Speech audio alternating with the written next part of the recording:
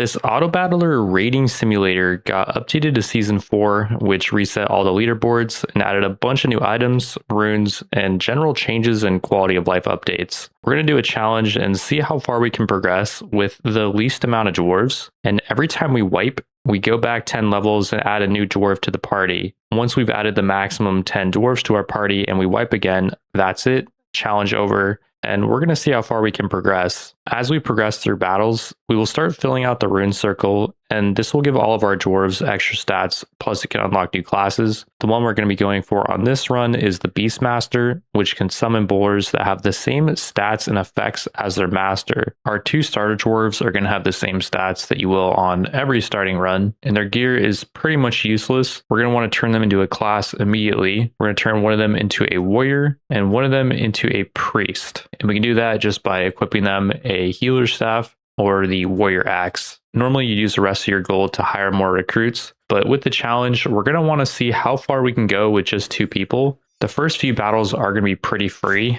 We're just going to run through these guys like they're nothing pretty much. I'm not going to buy any upgrades just yet. I'm going to save money to upgrade the shop to tier 2 so that we can start getting chance for good quality stuff. This might be a mistake, although right now it's looking fine. We can just head to the next battle and it's going to be the same difficulty pretty much. Just 2 dudes that are not putting up much of a fight. They do drop a steel helmet for our warrior. I would gladly slap that on him and replace his recruit helmet that was giving him no stats. The next couple battles are going to be more of the same. But then on battle 5, we can fight 4 people, but we have a healer and they don't. So I think we can win this. Fighting the 3 people probably was the safer bet because I simply just have not played this game for a while. I don't really know my limits, although it looks like we're doing fine here.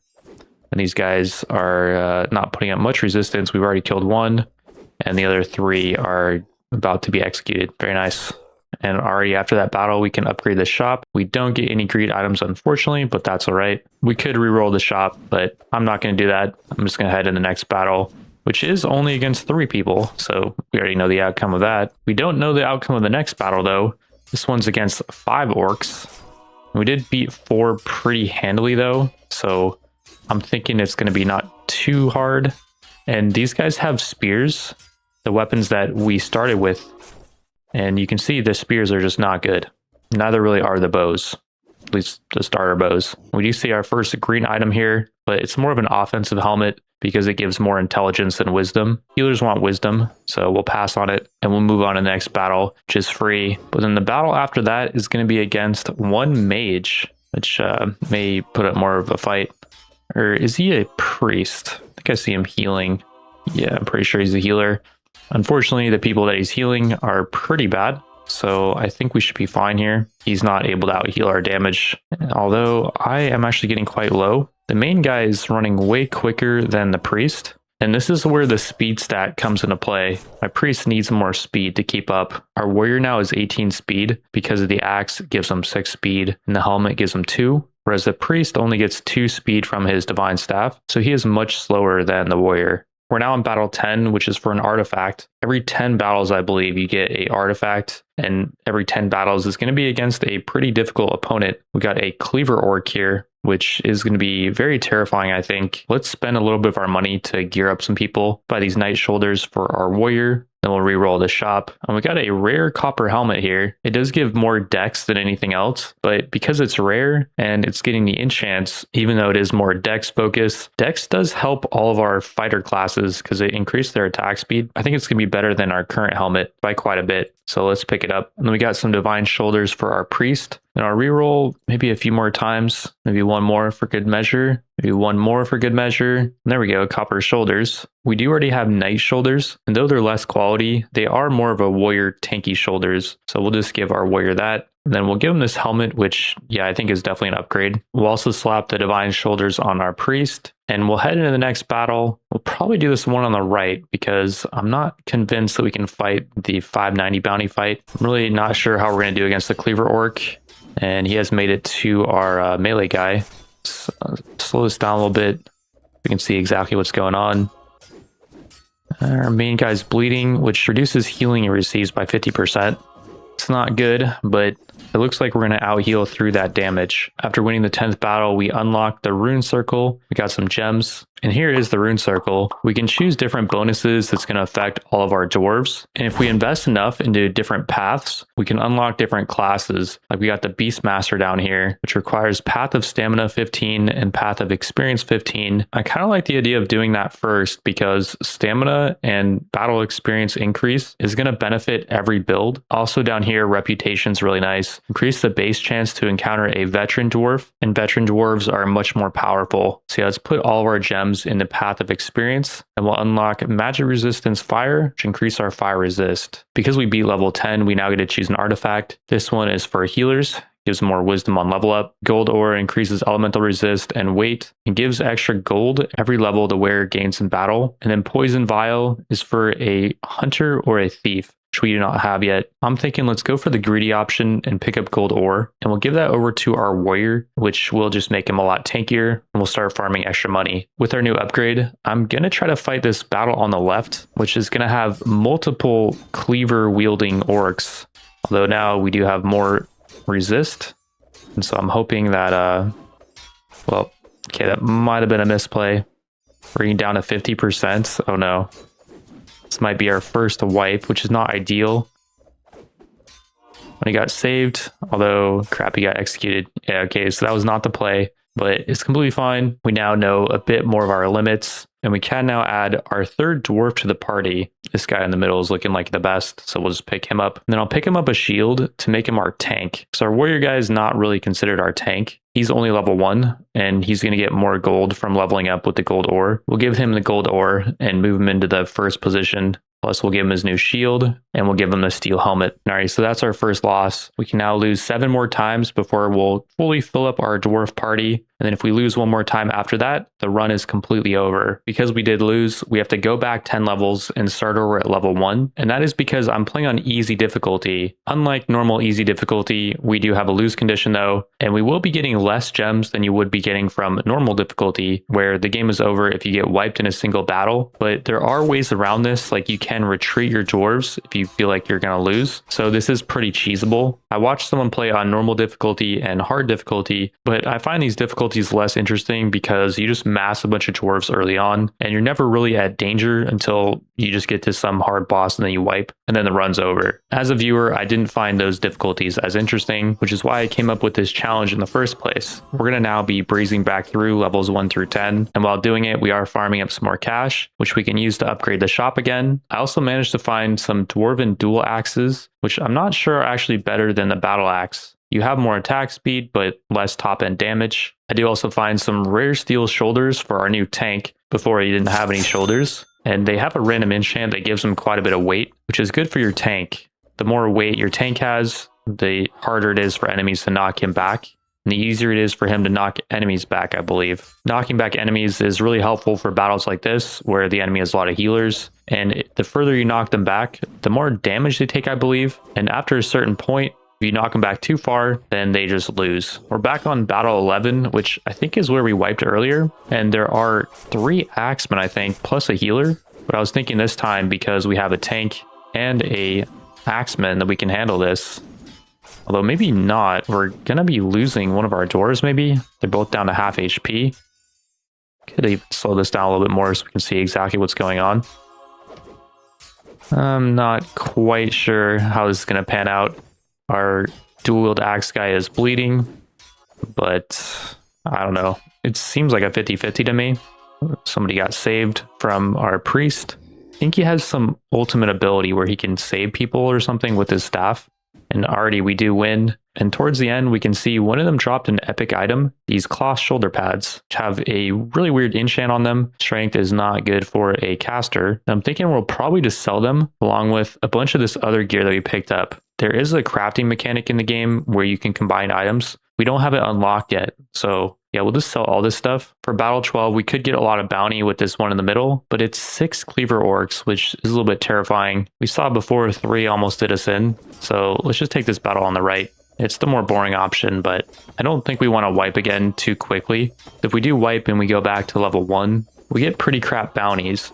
Whereas like for this difficulty, we get 710 bounty. And that is going to be enough to upgrade our shop. So So we now have a 1% chance for epic items and more chance for rare and good quality stuff. Plus we unlock some new gear types to see in the shop every time we upgrade it. Like we got this Warhammer, which we've not seen yet. Deals weapon damage in an area. Damage increases with the weight of the opponent, not the weight of the user. That's kind of weird. It does give physical resist. And let's actually give that to our tank. I forgot to give him a normal weapon. So he was just using a shield with the crappy recruit spear. And now he's going to be using the beefy Warhammer. In the next battle, though, it was actually quite easy. I was noticing we were taking quite a bit of damage. Maybe we do need a tank with a shield. And after that battle, we do get an upgrade for our Priest Divine Staff. Here's all the extra stat bonuses that our priest now has. With our new setup, part of me is wondering if we can beat this battle on the left. They have 3 Cleaver Orcs and 3 healers, but the other enemies are not looking too terrifying. Again though, I just don't want to go back 10 levels right now.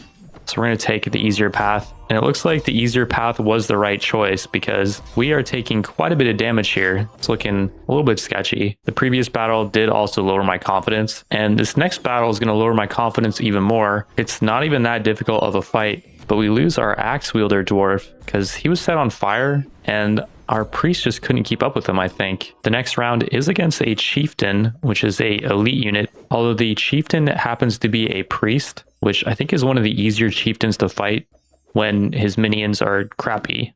Because, yeah, we're just pushing him back too far. I will say our axe wielder guy is just way too quick, and people cannot keep up with him. We have to find a way to slow him down. Because that was a chieftain battle, I believe he drops his staff, which is a really nice priest staff. It again heals based on his wisdom, then places healing rain buff based on his wisdom. The buff also removes burning, which is what killed one of our dwarves earlier. Before going in the next battle, I'm going to give our main tank guy the golden shield, and then I'm going to give our warrior the warhammer. Doing that is going to slow him down a little bit, quite a bit by the looks of things. He is no longer outrunning the healer, although, man, we are getting cleaved up by those cleaver orcs.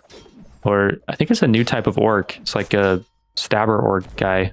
And oh crap, did we actually lose here? Yeah, wow, we actually lose to whatever this kind of orc guy is. He's got a polearm. And we can order our dwarves to stop healing and charge. Although, wait, this guy actually killed the whatchamacallit. Okay, can you heal again? Or no, the option went away. It's too bad I couldn't turn back on his healing. He might have been able to heal himself and then kill off the rest of those guys. Well, we can now add another dwarf to our party. This guy in the middle is more expensive, but I think it's because he's wearing a shoulder pad. His base stats don't look better than this guy on the right. Well, his wisdom looks good, but the guy on the right has a lot more speed, strength, and dex. So let's pick him up. And we could just make him another healer. That priest staff has the ultimate, which critically heals someone, versus the staff of water seems like it's just an AoE heal over time. So we got 2 different types of heals. We again are going to have to go back 10 levels, but we're starting back at level 8 this time. So we are farming much more money. And after a few more fights, we find this Hammer of Wrath, which now has a 20% chance to parry a melee attack. That combined with the fact that we have 2 healers now makes me confident that we can beat this next fight. Although let's actually slow this down because people are getting quite low and we need to analyze here if we can push our party further or not. I'd say the result was a bit less than comfortable, but we still could push ourselves a little bit further, I think. We find a Warblade 2-handed warrior weapon, which has a passive that increases movement speed and parries all incoming melee attacks. The attack speed is double almost the Warhammer's attack speed, and the damage is higher. Let's definitely give that to our warrior guy. And with our almost 4k gold, we can upgrade the shop, which unlocks more items, increases rarity. With our warrior's new warblade, battles are going much quicker, which is nice. Although I'm not sure I like how far away he's getting from our healers. Going into this next battle, I'm not that confident. It is against 3 of the warblade using orcs again. And one thing I will say is the parry is really nice. You can see the guy's mana bar. Once it gets to full, he activates his parry ultimate, which will block all attacks for 3.5 seconds. And then it had some other effect as well. And then after that goes off though, he is a little bit vulnerable. And we just gotta wait for his mana to replenish. And then once it gets back up to full, it'll activate the ultimate again. I'm pretty sure that's how the AI works. And so it is actually beneficial to give your melee physical damage guys some mana or mana regen. This battle is yet again a little bit uncomfortable. Our dwarves are getting below 50% towards the end, but the enemy is taking a lot of punishment. We have taken out most of their cleaver orcs. There's still 1 left, I think. And there we go, we took him out. Now you can see our HP is not great. If they had 1 or 2 more cleaver orcs, we might have lost that. Our boldness did pay off though. For winning that battle, we do get a 1100 gold. Next fight is quite a bit more bounty with 3 of those nasty pike orcs again though. Before fighting that, I'm going to reroll the shop for some gear. One of our casters actually still has no shoulders. I don't want to give him cloth shoulders though. I want to give him the priest healer ones. Oh, we got a new priest staff here. It throws berries that people can eat to heal. I'm not sure how reliable that is. It's also low quality, so let's just keep rerolling the shop. We got an epic battle axe here. Let's actually pick that up. And maybe we should give that to our main tank guy. And we'll get rid of his shield hammer wrath combo, which was giving him like 25% block and parry chance. And I want to find some priest shoulders for our healer. Let's keep rerolling. This is costing a lot of our money, but we will earn it back eventually. Maybe in this battle actually, because we're going to earn a lot of money from winning this if we do. Well, I rerolled a bunch and I saw like 5 or 6 cloth shoulders, but not a single priest shoulder. Maybe I'll just get the cloth shoulders just because it's better than nothing for our other priest. And we're going to need all we can get going into this battle. So yeah, here we go. And we'll now see, is it better to have 2 axe wielding, longsword wielding guys versus 1 longsword guy and 1 shield guy? We're doing a lot more damage. And as we get towards the end, we are starting to execute them, which I guess we just turned it into kind of a burst fight. And our burst is better. Looks like I might have messed up. We're fighting a less combat power enemy, but they have healers this time. And we already did lose one of our dudes. Oh no, this is looking really bad. Their healers are just healing through our damage. And yeah, we actually lost. Wow. That was on battle 16, I believe. So we actually got less progress than we did last time. Well, now we get to pick up another dwarf. This guy on the right is more expensive because he has a thief dagger. Doesn't mean he's necessarily better though. Let's re-roll these guys for 100 gold. Let's re-roll again. This guy on the left might make for a good mage. Let's pick him up. Let's give him this wizard staff that I found a while ago. It will shoot a fireball. It can apply burning, which is good against healers. And then it can shoot a projectile that pierces targets. Give it to our guy in the back line. And then I'm thinking let's actually have a tank again because having a tank I think was the way to go. So our warrior guy is now using the battle axe, not the warblade anymore. Which I did like the warblade and how it evaded attacks, but I do like the battle axe's execute effect. While grinding back up, we find an upgrade for our priest. This divine staff has some weird enchants on it though. Dexterity and fire resist doesn't really help him that much. Although these knight shoulders do have good enchants for our warrior. The ones he was using had no enchants, so it's just a overall upgrade. And speaking of upgrades, from this next battle we find a hammer wrath upgrade for our warrior tank. And this does have good enchants for him, increases weight. We're back up to battle 12. And we're going to fight the battle that I think we lost to last time. But now we have a mage, which is going to be setting things on fire.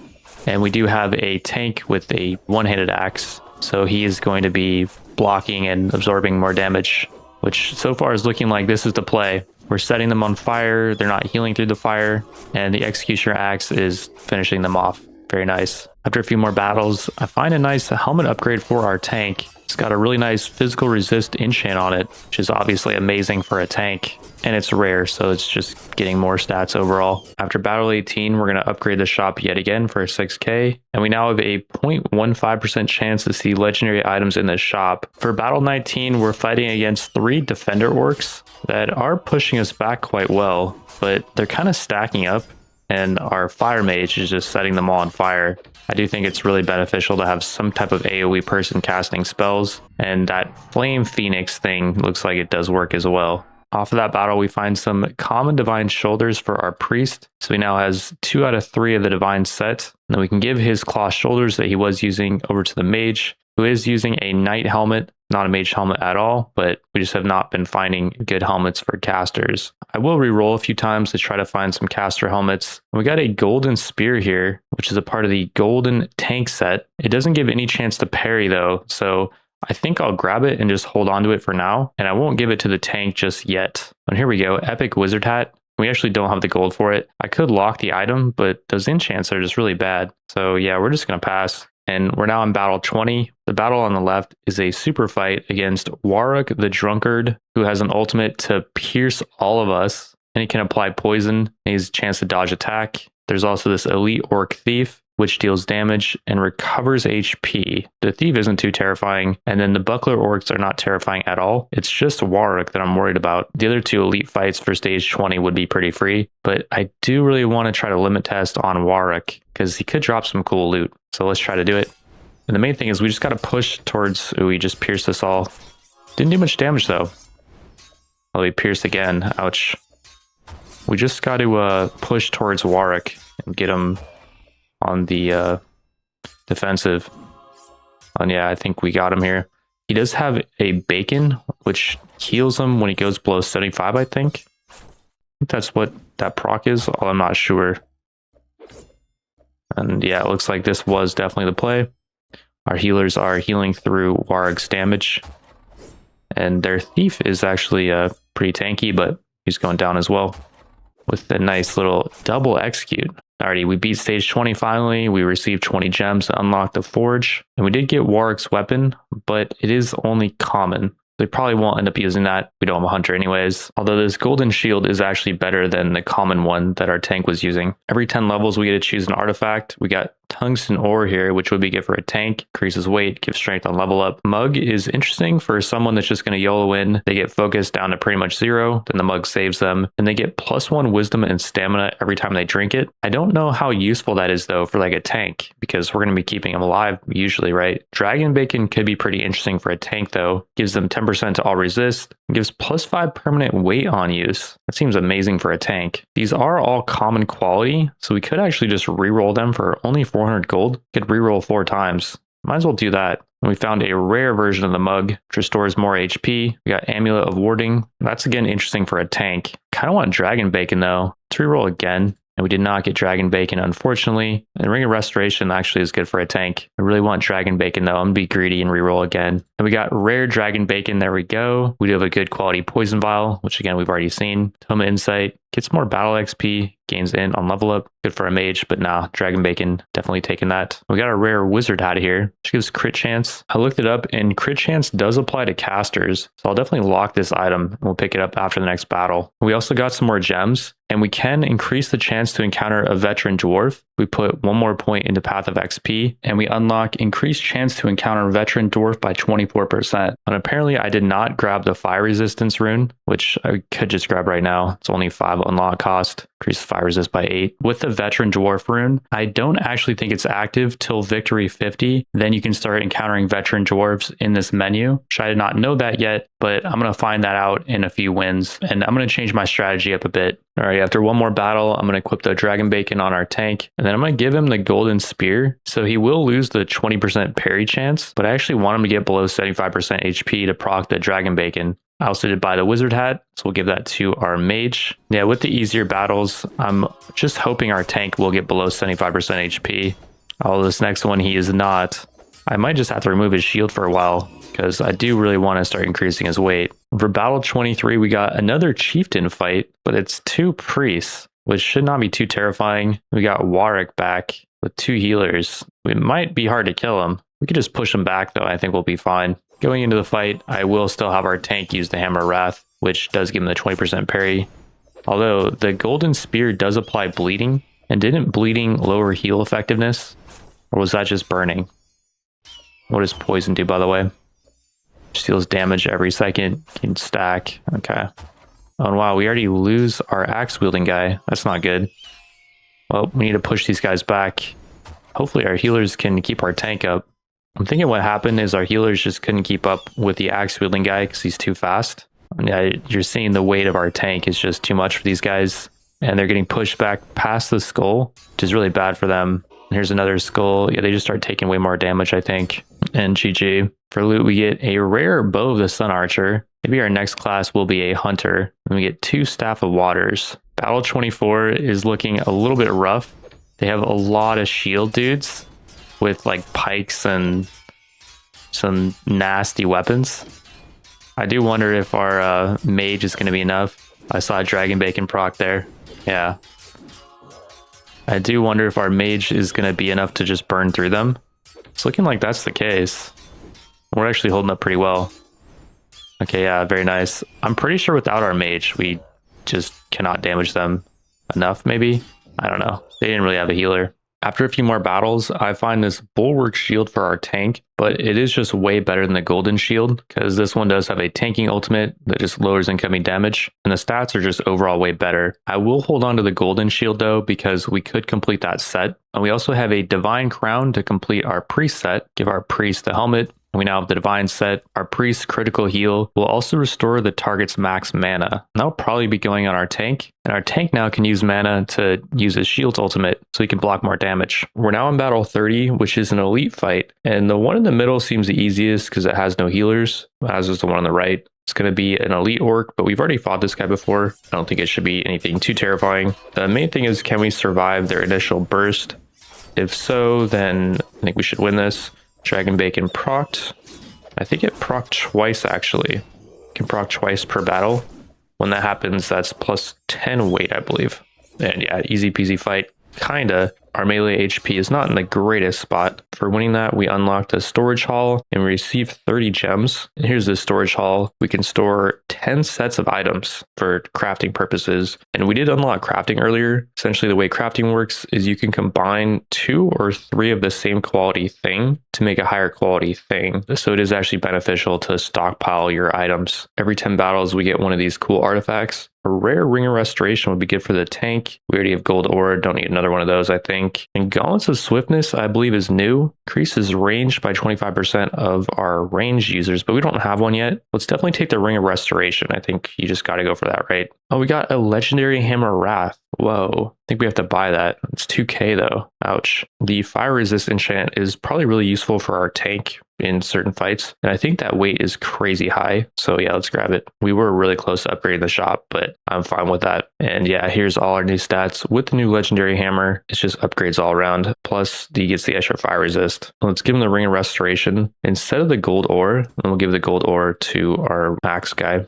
For the next battle, we could choose this 1645 bounty fight, which again does not have a healer, and they do have a fire mage, but our tank now has fire resist. Let's try it. Part of my strategy moving forward though, is I do want to kind of speed run to level 50, so we can start seeing veteran orcs, or veteran dwarves, I mean. The chance to actually see veteran dwarves is really low though, starting at level 50, and it does increase over time.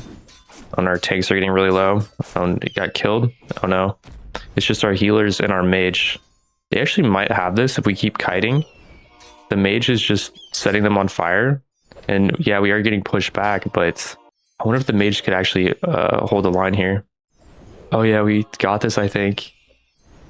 The mage just needs to stay up. And wow, mage came in clutch there. Moving forward, I'll try to take easier fights than 1650 because yeah, 1650 seems like it's our cutoff at this point almost. Unless we get some stronger gear. I think the strategy will be at this point to try to get to level 50, unlock the veteran dwarves, and then maybe once we get like a veteran dwarf added to our party, we can do some more limit testing. After that next battle, we can upgrade the shop again. And then while we don't have many options for this next fight, we'll take the easier one in the middle, which may still not be that easy because they have 2 fire orcs this time and some lightning orcs, or I'm seeing 1 lightning orc. Though this fight is less combat power than the previous one that we did win, there is still a difference in the composition. Oh, this composition looked like it was much weaker, so everyone stayed alive. I say that, and our number 2 dwarf actually gets killed. Oh, and one of our dwarves in the back got killed as well by the lightning mage. Our tank, though, was full HP by the end. Although the one after is going to have a chieftain fight, do we want to try to take Narc the Defiler's gear? Does have 2 thunder mages though, which did kill some of our dudes earlier. Although the rest of their guys are pretty crap. I think we can take this. We'll say our mage, our mage already got killed and the battle pretty much just started not that long ago. You can see in the top right corner and the top left corner, the estimated combat strength. And ours is looking not the best. I do think with the regeneration ring on our, oh, another guy got saved. Oh no, one of our healers is down. With the regeneration ring on our tank, oh my goodness. Our tank might actually stay up here and push these guys back. Wait, he's just soloing this. Oh, he got a dragon bacon proc though, that's not good. If he can push these guys back a little bit further, crap, another dragon bacon. I think he's donezo here. He's getting the ring regen proc, but it's not gonna be enough, I think. Wow, we pushed it too far, dang. Oh well, it's good to add another dwarf to the party. We can do 100 dwarf. So it's fine. Man, he did so much work there. He pushed him back to 90. I think one more pushback would have been Skull. This guy on the right actually would be a pretty good hunter dwarf. 12 speed, 6 dex. Yeah, let's take him. We'll give him over the bow of the Sun Archer, which is kind of a weird set. If you get 3 pieces of it, 50% of your dex will be added to int. And int increases magic damage and elemental resist. I think the Sun Archer quiver gives you like magic damage or something. The bow will have the ultimate piercing arrow though, which will pierce enemies based on his dex. So that's fine. We don't even need to give him this set. He'll still be piercing enemies. And we'll give him this dwarven helmet. It gives him some dex. These knight shoulders give him a little bit of dex as well. After grinding back up a few more battles, we run into this pretty easy chieftain fight that drops 2 quivers. The quiver of blight has a chance to apply poison, reduces poison damage. An explosive quiver makes arrows fired by the ultimate explode. That sounds interesting because his ultimate pierces targets. It is less stats than the quiver of blight though, so maybe I'll just give him the quiver of blight for now. We're back up to pretty much where we got wiped, and we do find a rare bow of wrath.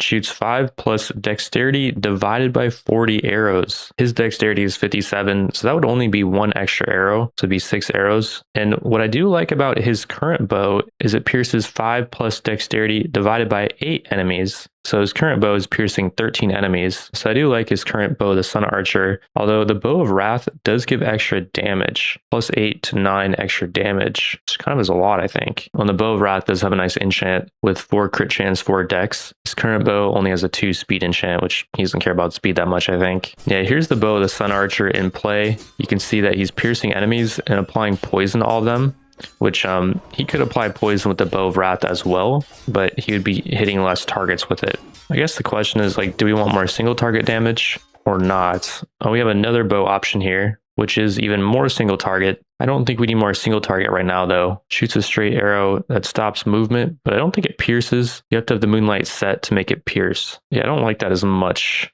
And we also have a new mage staff here. Has an ultimate for Thunderstorm, which attacks quite a few enemies and prioritizes range targets. That could be useful to get into the enemy backline. Is the electric staff better than our mage's current staff though? It's got less low end damage, but more top end damage, more attack speed, less wisdom. So his ultimate's going to take longer to go off, but more intelligence. So he's going to hit harder. I don't know. I kind of do like the wizard staff because it can apply burning. We can try it out for this next chieftain fight, which is again, I think where we lost, but we have an extra dude this time. And we got a new warrior guy who might just absolutely smash our tank dudes, but let's try it out. And yeah, they don't have a healer, so we don't need to apply burning with the fire mage staff. We can use the electric staff for more damage, probably, I would say. And we are hitting their backline with the electric staff, I think, which is nice. It's going to take out some of their arrow guys. Although I think focusing on their tanks might be the way to go. Especially when the enemy has healers, I think the fire mage staff is probably going to be better. For winning that chieftain fight, we do get his world breaker weapon, which is only common quality, unfortunately. It does have the ultimate earthquake ability though, which might be interesting. We can try it out. It is more top end damage than our warrior's current weapon. A lot less attack speed though, and less stats all around because his weapon is epic. Although I think the world breaker is a higher tier weapon. So yeah, we're losing some stats, but it might end up being more DPS, especially with that ultimate ability that does AoE. Seems like in this game, AoE is key. Let's check out the effect that it's going to have here. I don't think I've seen the ultimate go off yet. There we go. Pretty sure that was the effect. And if you think about it, when we're knocking enemies back, that is giving us damage mitigation for our tank. Gives them time to heal back up. Yeah, I do think that this is a better weapon. We don't get to execute the enemy, but yeah, I like that knockback effect. After the next battle, we can upgrade the shop again. We get to see some new items. Quiver of the Sun Archer will now appear, as will Helmet of the Sun Archer. After a few more battles, we find a nice helmet upgrade for our bowman. Mainly, we're just looking for some more dex. And we're now on battle 40, which is another elite fight. Should probably take the easier one in the middle, just to be safe. I don't want to go back to level 30. And this one has no enemy casters, so we should be able to do it pretty easily. One thing that I do want to point out going into this fight is by using the World Breaker Hammer, Gurney, our warrior guy, is still top in DPS. And in the previous battle, our mage was using the lightning staff, but he was actually 4th in damage, or 3rd rather, behind our hunter guy. With the fire mage staff though, he is keeping up in damage with the warrior almost. He is out DPSing the hunter. There's some variability between fights. For winning battle 40, we unlock the tavern, and we get 40 gems. And here is the tavern. As we win battles, we'll get beer, and we can distribute beer to dwarves to make them gain XP. We won't do that just yet though. Every 10 battles, we get to choose a free artifact. Our tank already has 2 artifacts, so no to both of these. But then Poison Vial could be really good for our new hunter. Not only does it give him a chance to apply a poison, it increases his poison stacks when using single target ultimate, not multiple target ultimate. So this actually won't be that great for him, this current setup, unless we change around his bow. It does give him 1 dex on level up, but I do wonder if this is going to be kind of wasted on him. If we do give him that, we should give him the Moonlight Bow, which is a single target ultimate. Then once we get the Moonlight set, his ultimate can pierce, and I wonder if that can apply poison with the Poison Vial. Part of me feels like I should just reroll these. 752 to reroll, which is kind of expensive, but they are all just green quality. Yeah, let's just reroll. We get more green quality stuff. I've already seen these. Ankh could be good for one of our healers. I want better quality stuff because our shop is upgraded. We should see, okay, we see crappy quality stuff again. Let's just keep rerolling till we see at least a rare Poison Vial. 11% chance to apply poison. Yeah, sure, we'll just grab it for our hunter. Jinn head cover is a part of a new healing set. Chance to remove random debuff on heal. And its random enchant is wisdom, which is nice. It's gonna be a huge upgrade over one of our healer's previous helmets. Yeah, we'll just give him that. Plus the Poison Vial is going to our Huntar. And then yeah, on this next fight, I could have chose between some pretty difficult fights, but I chose the easiest one. I do think I just want to get up to level 50 ASAP. And from that fight, we do get a rare Bulwark with good enchants on it, and it is going to be a nice upgrade for our tank, as he was using a green one. And one thing I've been forgetting to do is use our gems. We invest more into the path of XP. We can get down to Soulless Freeze, gain a shield when inflicting the Frozen debuff. We don't have anyone that can inflict Frozen right now. I don't know how good that is. I'm thinking we might start investing points in the path of stamina. Because the Beastmaster requires stamina and XP, we have to put 15 in each, and we will have to eventually get the Soulless Freeze thing to unlock the Beastmaster. But for now, I kind of want to get over to block. 4% extra chance to block all incoming damage when wearing a shield.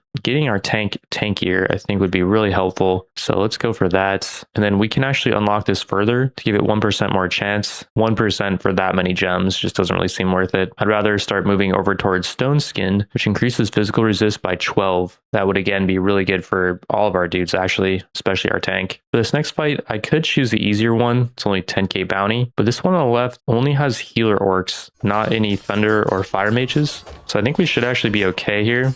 Their strength primarily relies on their melee, and they have a lot of those big melee dudes coming in. Although we can knock them back with our giant hammer, while they can knock us back as well.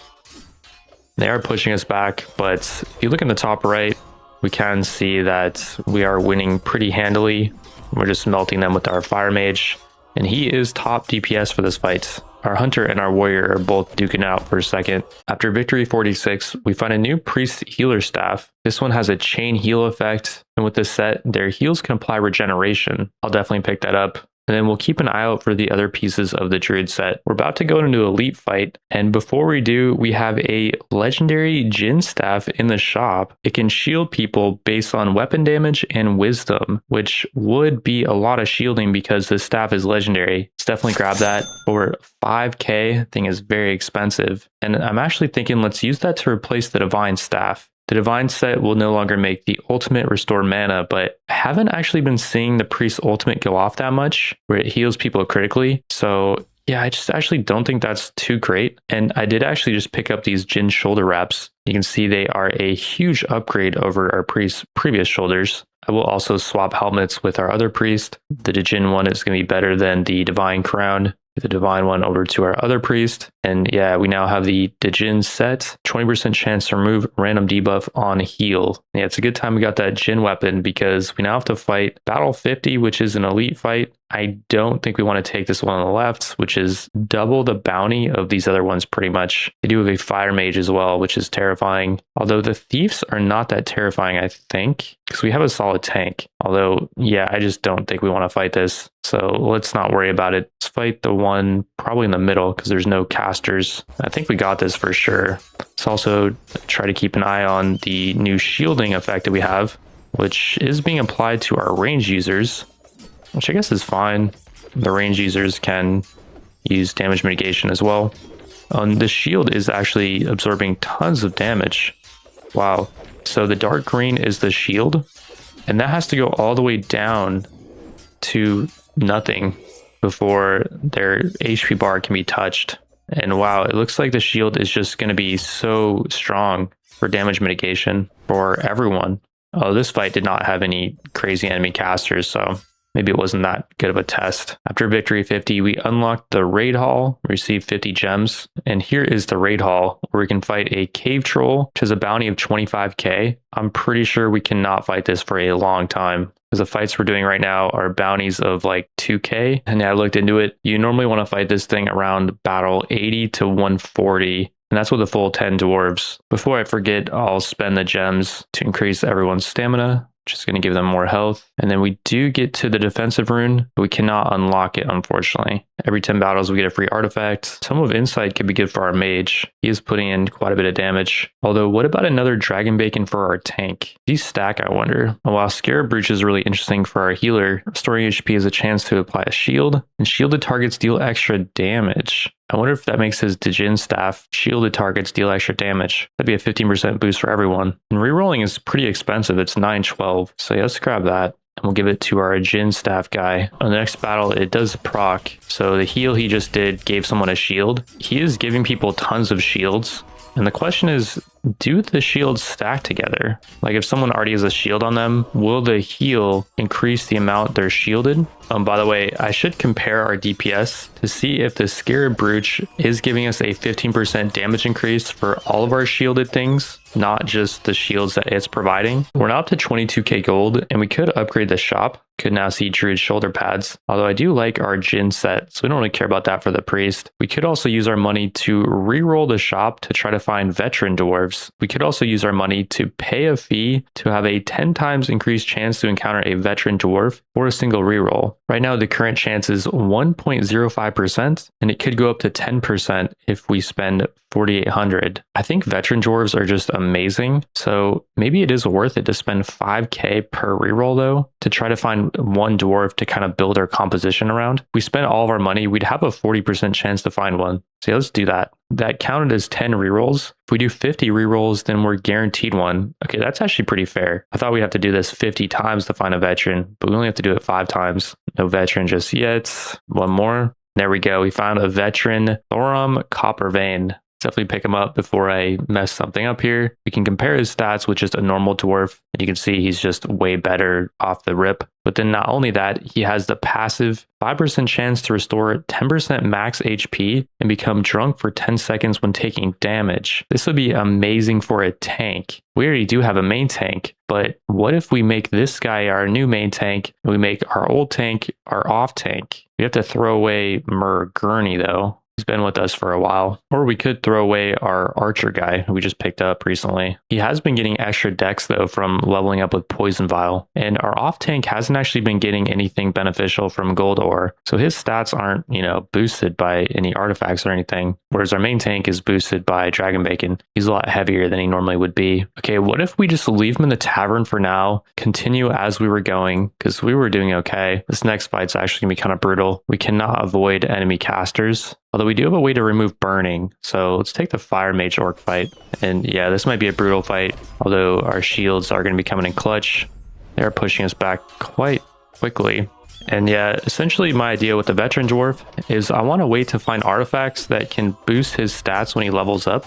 And we can use the tavern to give him a bunch of beer to level him up really quickly. I think we can boost his level to a similar level that we currently are at with the amount of ale that we have in the tavern. So yeah, I think for the next artifact, I'm going to reroll it till I can find something that gives stamina on level up or strength on level up. Maybe I'll try to find 2 of those and then we'll level them up. Although if we use them right now, we can start getting Dragon Bacon procs though. So maybe we'll just wait for one more artifact at Victory 60, then we'll level them up. We have a Chieftain fight here, but it's against a Priest. Priest Chieftains are just not that terrifying, I think. And again, our mage is doing fire damage, so he's going to apply burning. Although their chieftain actually has the staff that removes burning, I think.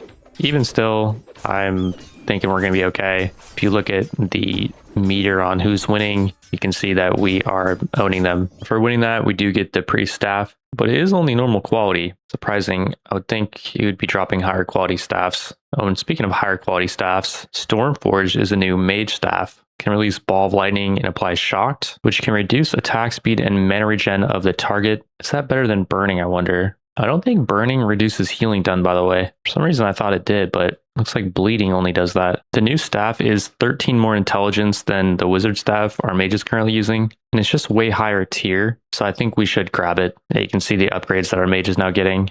Even like his damage and attack speed are increased. I do think his main lightning attack is based on his attack speed. We can see his new lightning effect bounces between enemies. With the new staff, he is losing in damage though. I'm kind of surprised because these guys all are very tanky shield guys. You'd think a magic wielder would do better against shield dudes. Okay, let's try out his old staff against this next fight, which is a pretty similar composition. And he was dealing 115 DPS before, but then now he's dealing about 127 actually, with the burning effect.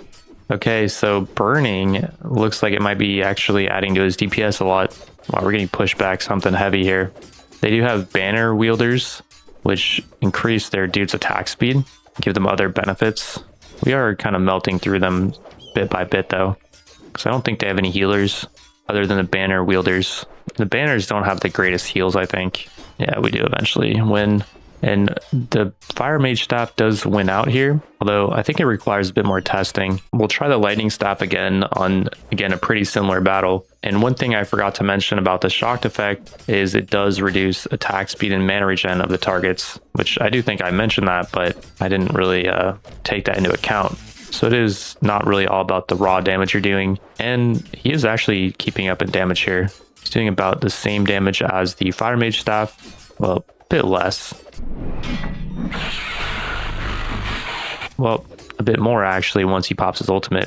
155 DPS is actually better than the fire mage staff in the previous fight at least. So yeah, I think let's keep using the electric staff for now for that shocked effect. We're on battle 60 again, which is another elite fight. These are all looking pretty similar. Just take the easier one in the middle. And let's just hope that they don't push us back too far, because I was noticing that these big shield dudes were pushing us back quite far in previous fights. And while we're actually kind of getting wrecked here, I really hope we win this because I really want to get our new veteran dwarf online. I don't want to have to go back 10 battles, which if we do have to go back 10 battles, then we will start leveling the veteran dwarf without the artifact. Okay, we are holding the line with our heals and our shields and stuff. Wow, that was looking really sus. I think their thieves were just doing tons of damage at the start of the fight, so they're really quick and they get in there and start chopping us up. And they also apply bleeding, I think. Alrighty, for winning battle 60, we get a epic onk though. Oh man, sucks to pass on that, but we don't want wisdom on level up for our new veteran guy. We want stamina on level up. On the ring of restoration actually does give stamina on level up. Okay, let's just get another one of those for him. And already I put 2 rings of restoration on Thorum Coppervein. You can see he's getting +2 stamina, +1 strength per level. I'm going to give him beer and he's going to go from 54 stamina up to 56 or 66. I don't know what the +10 is coming from. And then his strength's up to 21. Yeah, we'll just keep dumping ale into him, which is getting more expensive the higher level he gets. But I think it's fine to do this with pretty much all of our ale. Just make us as strong as we can get right now. And actually, yeah, let's just put all of our ale onto him because I want to put Dragon Bacon on him. So he's no longer going to be getting 2 stamina on level up. But I do think it's important that he gets the weight as Dragon Bacon procs. To make sure Dragon Bacon is proccing on every level, I will just give him the World Breaker. I won't make him too tanky. And the idea is that hopefully he's going to get below 75% on every battle. Although in this next one, he is not going below 75. His built-in regen plus the Ring of Regeneration passive is giving him too much health back. And there's also the shielding that he's getting. This next battle is like 700 bounty higher than the previous though. We should hopefully see some procs here. Kill him. Kill him now. Do it. Not a single proc on this battle either.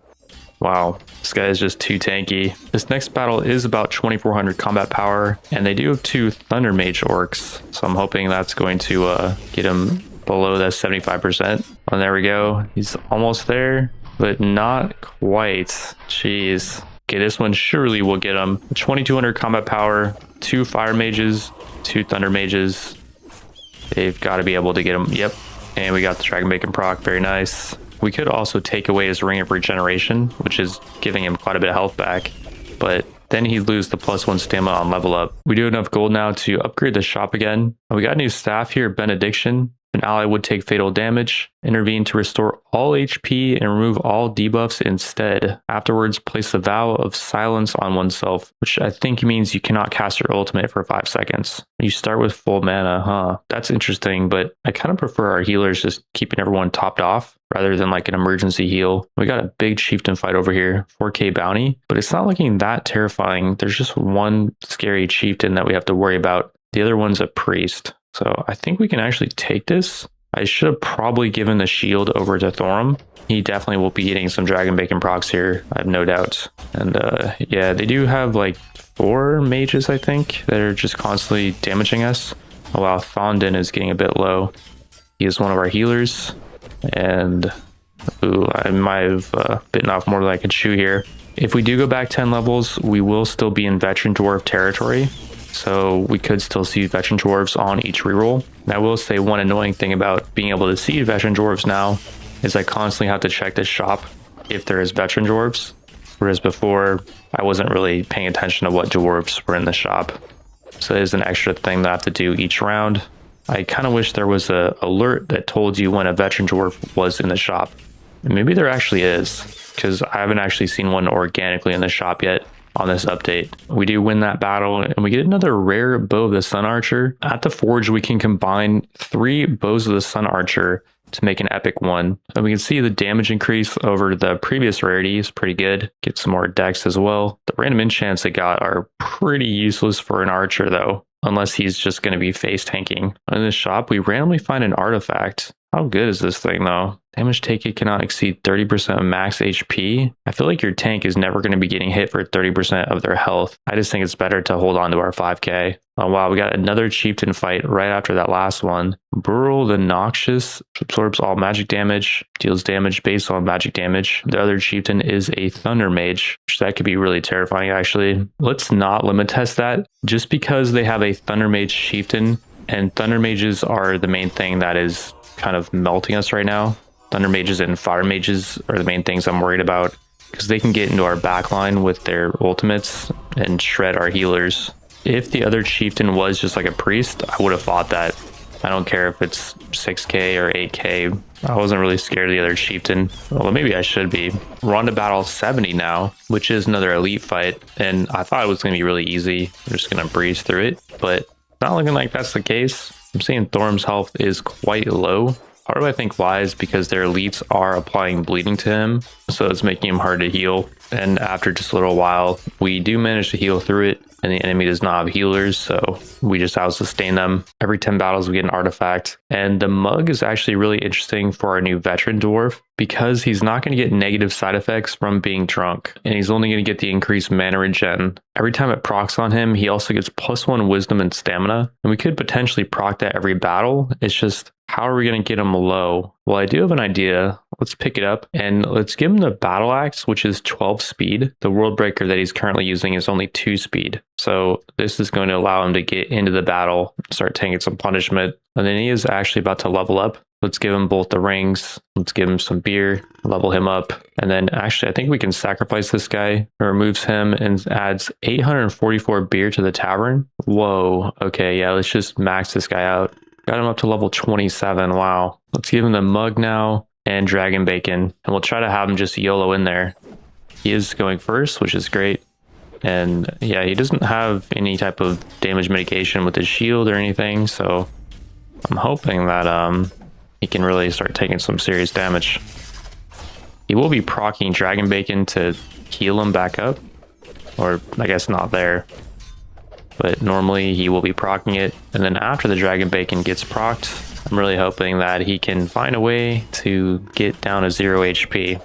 It's looking like that's not going to happen on this battle though. During the rounds when you get artifacts, your treasure chest lights up green. And I was just thinking they should do that with the recruits tab. You should see a little green border around the horn thing. And as I was having that thought, we find a veteran dwarf here, which I believe is now 1.3% chance. I did go to the rune circle and upgraded the chance to see veteran dwarfs up to 30% from 24. And that was 10 gems, I think it was last time. It's now going to be 30 gems for the next upgrade. But yeah, let's pick the dude up. We can see his passive, gain double the stats according to profession every 4 levels. The stat increase is additionally applied if the dwarf has the most kills after a battle. Whoa. Well, I'm thinking the easiest way to give this guy a bunch of kills is give him the battle axe, because this thing can execute enemies. And actually, dexterity is his main stat. He's got 20 dex. So he kind of wants to be like a thief or a hunter. We could replace our archer guy with him. Maybe once we find another poison vial, we'll just keep him sidelined for now, I guess. Battle 73 is a chieftain fight, and the enemy does have 5 healers, I think it was, 3 thunder mages, and the guy with the void slash ability, which does absorb our magic damage. And ouch, our main tank Defundi is taking some punishment. I should have given the tanky set over to Thorum, although at least now we're pretty sure he's going to proc his mug, right? Like we have almost no doubt of that. And we did lose one of our healers, I think. And Thorum went down, but he procced mug and crap. Okay, we got wiped here. Yeah, that was a stupid fight to choose with the 3 mages and 5 priests. I don't know what I was thinking there. Alrighty, well, we get to add 1 dwarf to the party. And I'm actually thinking let's reroll for more veterans. We should be guaranteed a veteran if we spend all of our money here. 2 rerolls, 3. Ouch. Okay, so we 100% get a veteran if we reroll again. Looks like I'll have to use Thorin for just 1 fight. And I'll give him a bow for this fight, plus 2 rings of regen, because I think he will level up. Hopefully not level up 4 times. We got a chieftain here with a fire mage, but it's only 3600 combat power. We should have this. Although fire mage chieftain is a bit terrifying, I will say. He's going to be doing some big damage with his ultimate, because the ultimate does scale off of intelligence. And I think chieftains have much higher intelligence than like a normal orc. So far, so good though. We got Tharin with no equipment on pretty much. It's basically naked. Just tossing arrows into these dudes. The fire mage does drop his staff, which can make fire erupt from the ground 5 times. It looks like Tharin did level up to level 4, unfortunately. So he missed that double bonus because he didn't get any kills there. But we're going to toss him out more materially when we find another veteran. Torum Iron Shield. We don't have gold to buy them, so we'll just lock him for now. And actually, I could sell some of these items to just get them on the field immediately. There's some stuff I could probably combine here, but I've been kind of lazy with the combination mechanic. I do think a lot of the early game gear is just kind of bad. But yeah, we got enough money for him. We can check him out. And his passive deals 50% increased damage, but also takes 25% increased damage. Wow, so he'd be an amazing range guy. And mainly a caster, I think. His highest 2 stats are wisdom and intelligence. Definitely don't want him to be a healer unless reckless heals more, which I doubt, right? I asked the dev if it affects healing, and he says it only affects damage. So he will be a damage dealer. And for now, I will be sidelining him until we find like another poison vial, for example, so that he can get 2 extra dex on level up. I'm also going to buy 1 extra dwarf, and I'm going to swap him in with Tharin because I don't want him leveling up right now. I want to figure out a way to secure him killing blows as he's leveling up, and I want to fight him better artifacts. Right now, he's only got 2 stam ones, which isn't really helping him unless he's going to be like a tank. But with his passive, you want him to be killing stuff, so we definitely want to swap Thorum to be our main tank, and then this guy will be our executioner. Once we find some strength artifacts, for now, I'll give the Ring of Restorations back to our tank and the gold ore to this new guy who will be leveling up a lot. And I'll make the new guy a healer. Let's give him another Staff of Water. Although if we have too many healers, then Thorum will not be proccing his mug. So maybe we don't want healers right now, especially while we're grinding back up 10 levels, because yeah, we did just get defeated. We went back 10 levels, and these are going to be very easy for a while. And after Victory 64, we do get a level up item. Gain 1 int on level up. That could be good for our reckless guy if we want to make him a mage. Yeah, let's lock the item. Then after 2 more battles, we can pick it up. And we'll now grind back up to level 80, I think is when the next guaranteed artifact is. Or never mind, after Victory 69, we get guaranteed a poison vial. Probably want to lock that in, I would imagine. On crap, we're back on level 70, which is an elite fight. And Thorum gets executed. Wait, we just lost our tank line. And this was the same fight that we beat earlier, I think. Or we already beat a level 70 elite fight. So I thought there was going to be no problem.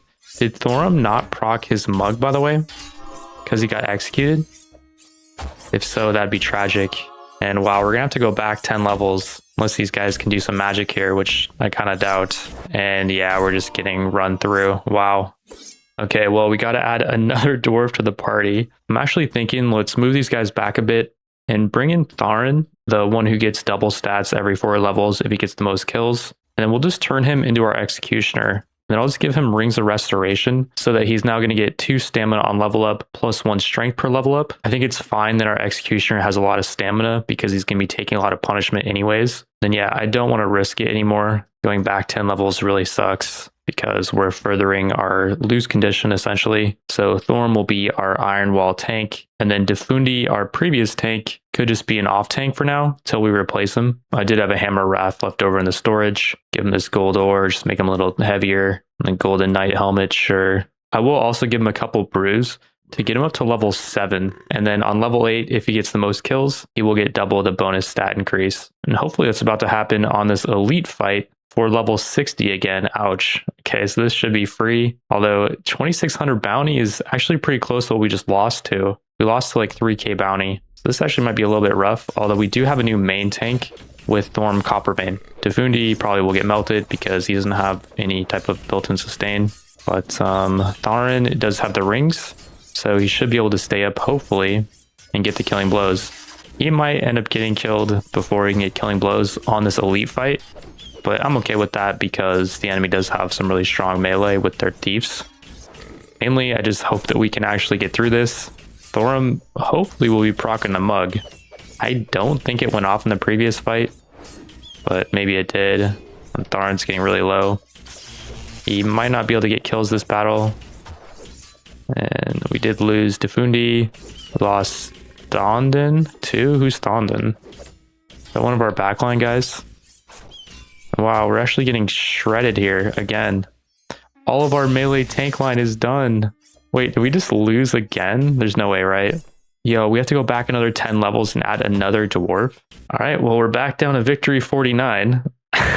With that, we will be adding another dwarf. We'll take another healer and we'll just start gearing up more healers, I guess. I mean, when in doubt, just add more healers. Or maybe we need more CC. I can also give the banner over to our mage to give him more on level up, more XP. And wow, we have to fight another elite fight on battle 49. We're going back like 500 more bounty. This one does have shaman orcs, no thunder mages or anything. So 100% we will be fine here. And yeah, we only have essentially 2 more lives till we lose, which is crazy. That just kind of spiraled out of control really quickly. I think in hindsight, what we could use more of is CC. I think ice mages to provide some kind of CC like frozen. Maybe we need more ice mages. And for victory 50, we unlock the formation hall. We get 20 gems. That's weird because we already went through victory 50. We unlocked wizardry formation. We got 30 gems. And here's the wizardry formation. We have at least 5 staff wielders in our clan. All wizards get a chance to reactivate their ultimate after use, casting it 50% faster. This is pretty good because it's going to increase our damage and our healing, so I'm pretty down with that. And we can change our formation. Every dwarf will run as fast as he can, is what we've been using, but now we have access to strength and numbers. Dwarves that are too far away from the center will reduce their speed, mainly if they're too far in front, I think. Speed of each dwarf is capped by the dwarf in front of them. It just adjusts their speed at the start of the battle, and then after that, it doesn't do anything, I think. I'm not sure about that one. Dwarves will not move into enemy territory, but gain more range and physical resist. That's good if you have a lot of ranged guys, but I don't think we have a lot of ranged guys. Do we just want to do free-for-all or strength in numbers?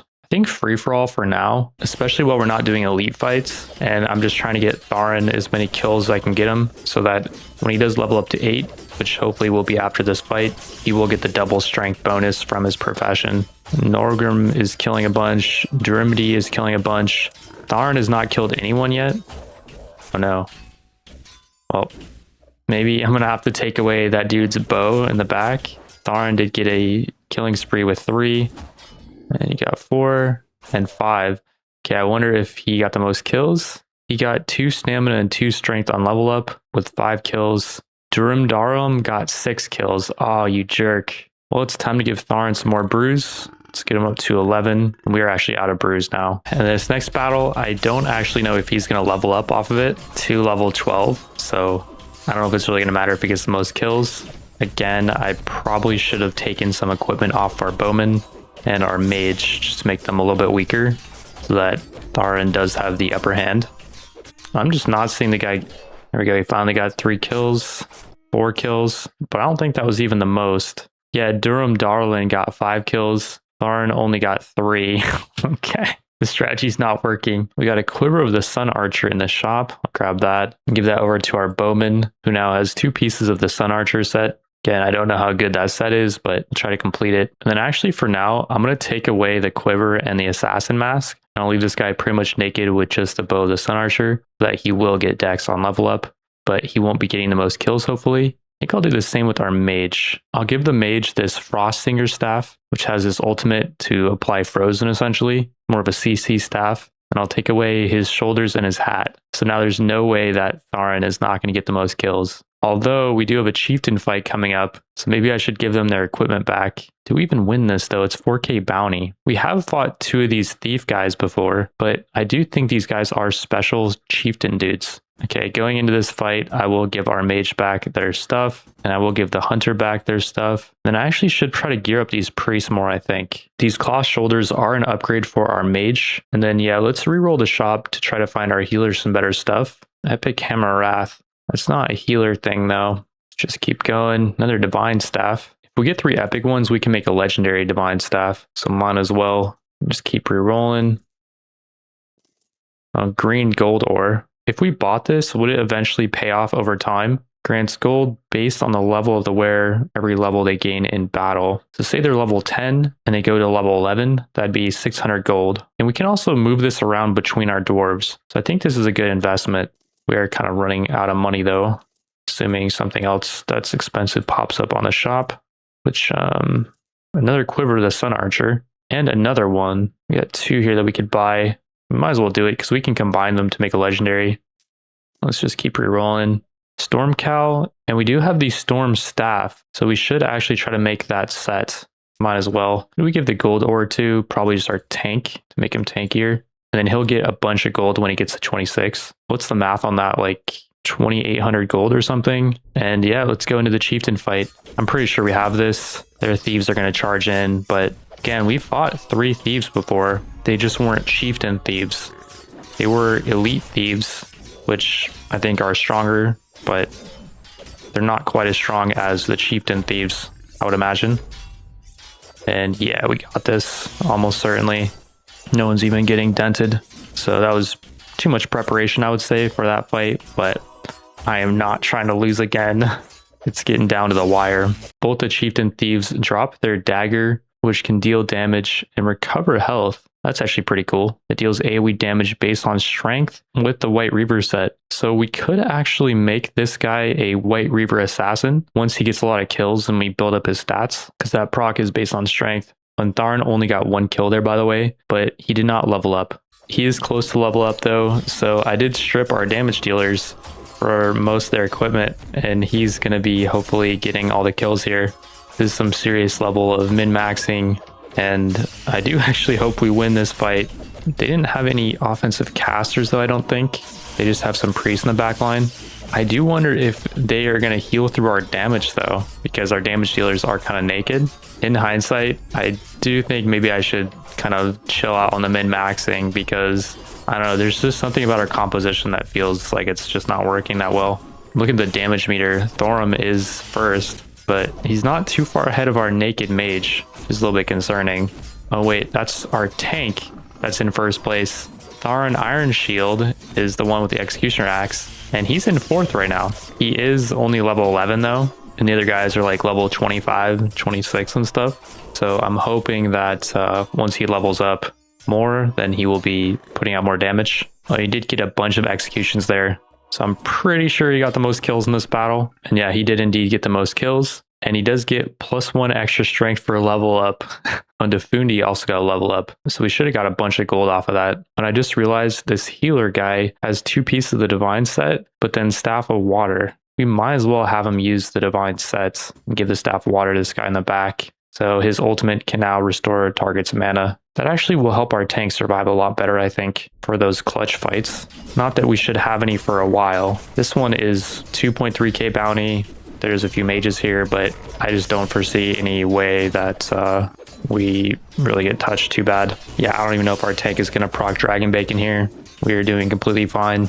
He does get a proc on battle 64, which is another chieftain fight, and this one starts looking a bit rough when Defundi gets taken out early. We start getting pushed back and lose another dwarf, but our DPSers have softened the enemy up, and we turn the tides pretty quickly. Towards the end, Tharin goes on a huge killing spree, netting him the top dog of this battle. He also got to level 16 off of it, which is a multiple of 4, and thus he got bonus stats on leveling up because he got the most kills of the battle. There's now quests we can do. Utilize physical damage to vanquish foes. Should be pretty easy. We have a Executioner Axe. Win 10 battles using the Ragtag formation to have all 7 base professions in our clan. To do this one, we're going to need a Thief, I think. I'd rather just re-roll it. Forge 1 item of mythic quality. I think the best legendary we currently have is this Jin Staff, and we could turn it into mythic if we get 3 legendary ore. We currently have 1 legendary ore, and we need 4 purples to make 1 more legendary. We need 4 rares to make a purple, and let's just see how much we can get by combining all of our ores. See if we can just make 1 mythic. We can melt down items to make mithril. I think I'll just do that with a lot of these items I don't think I'll be trying to combine. And already I got quite a few more ore.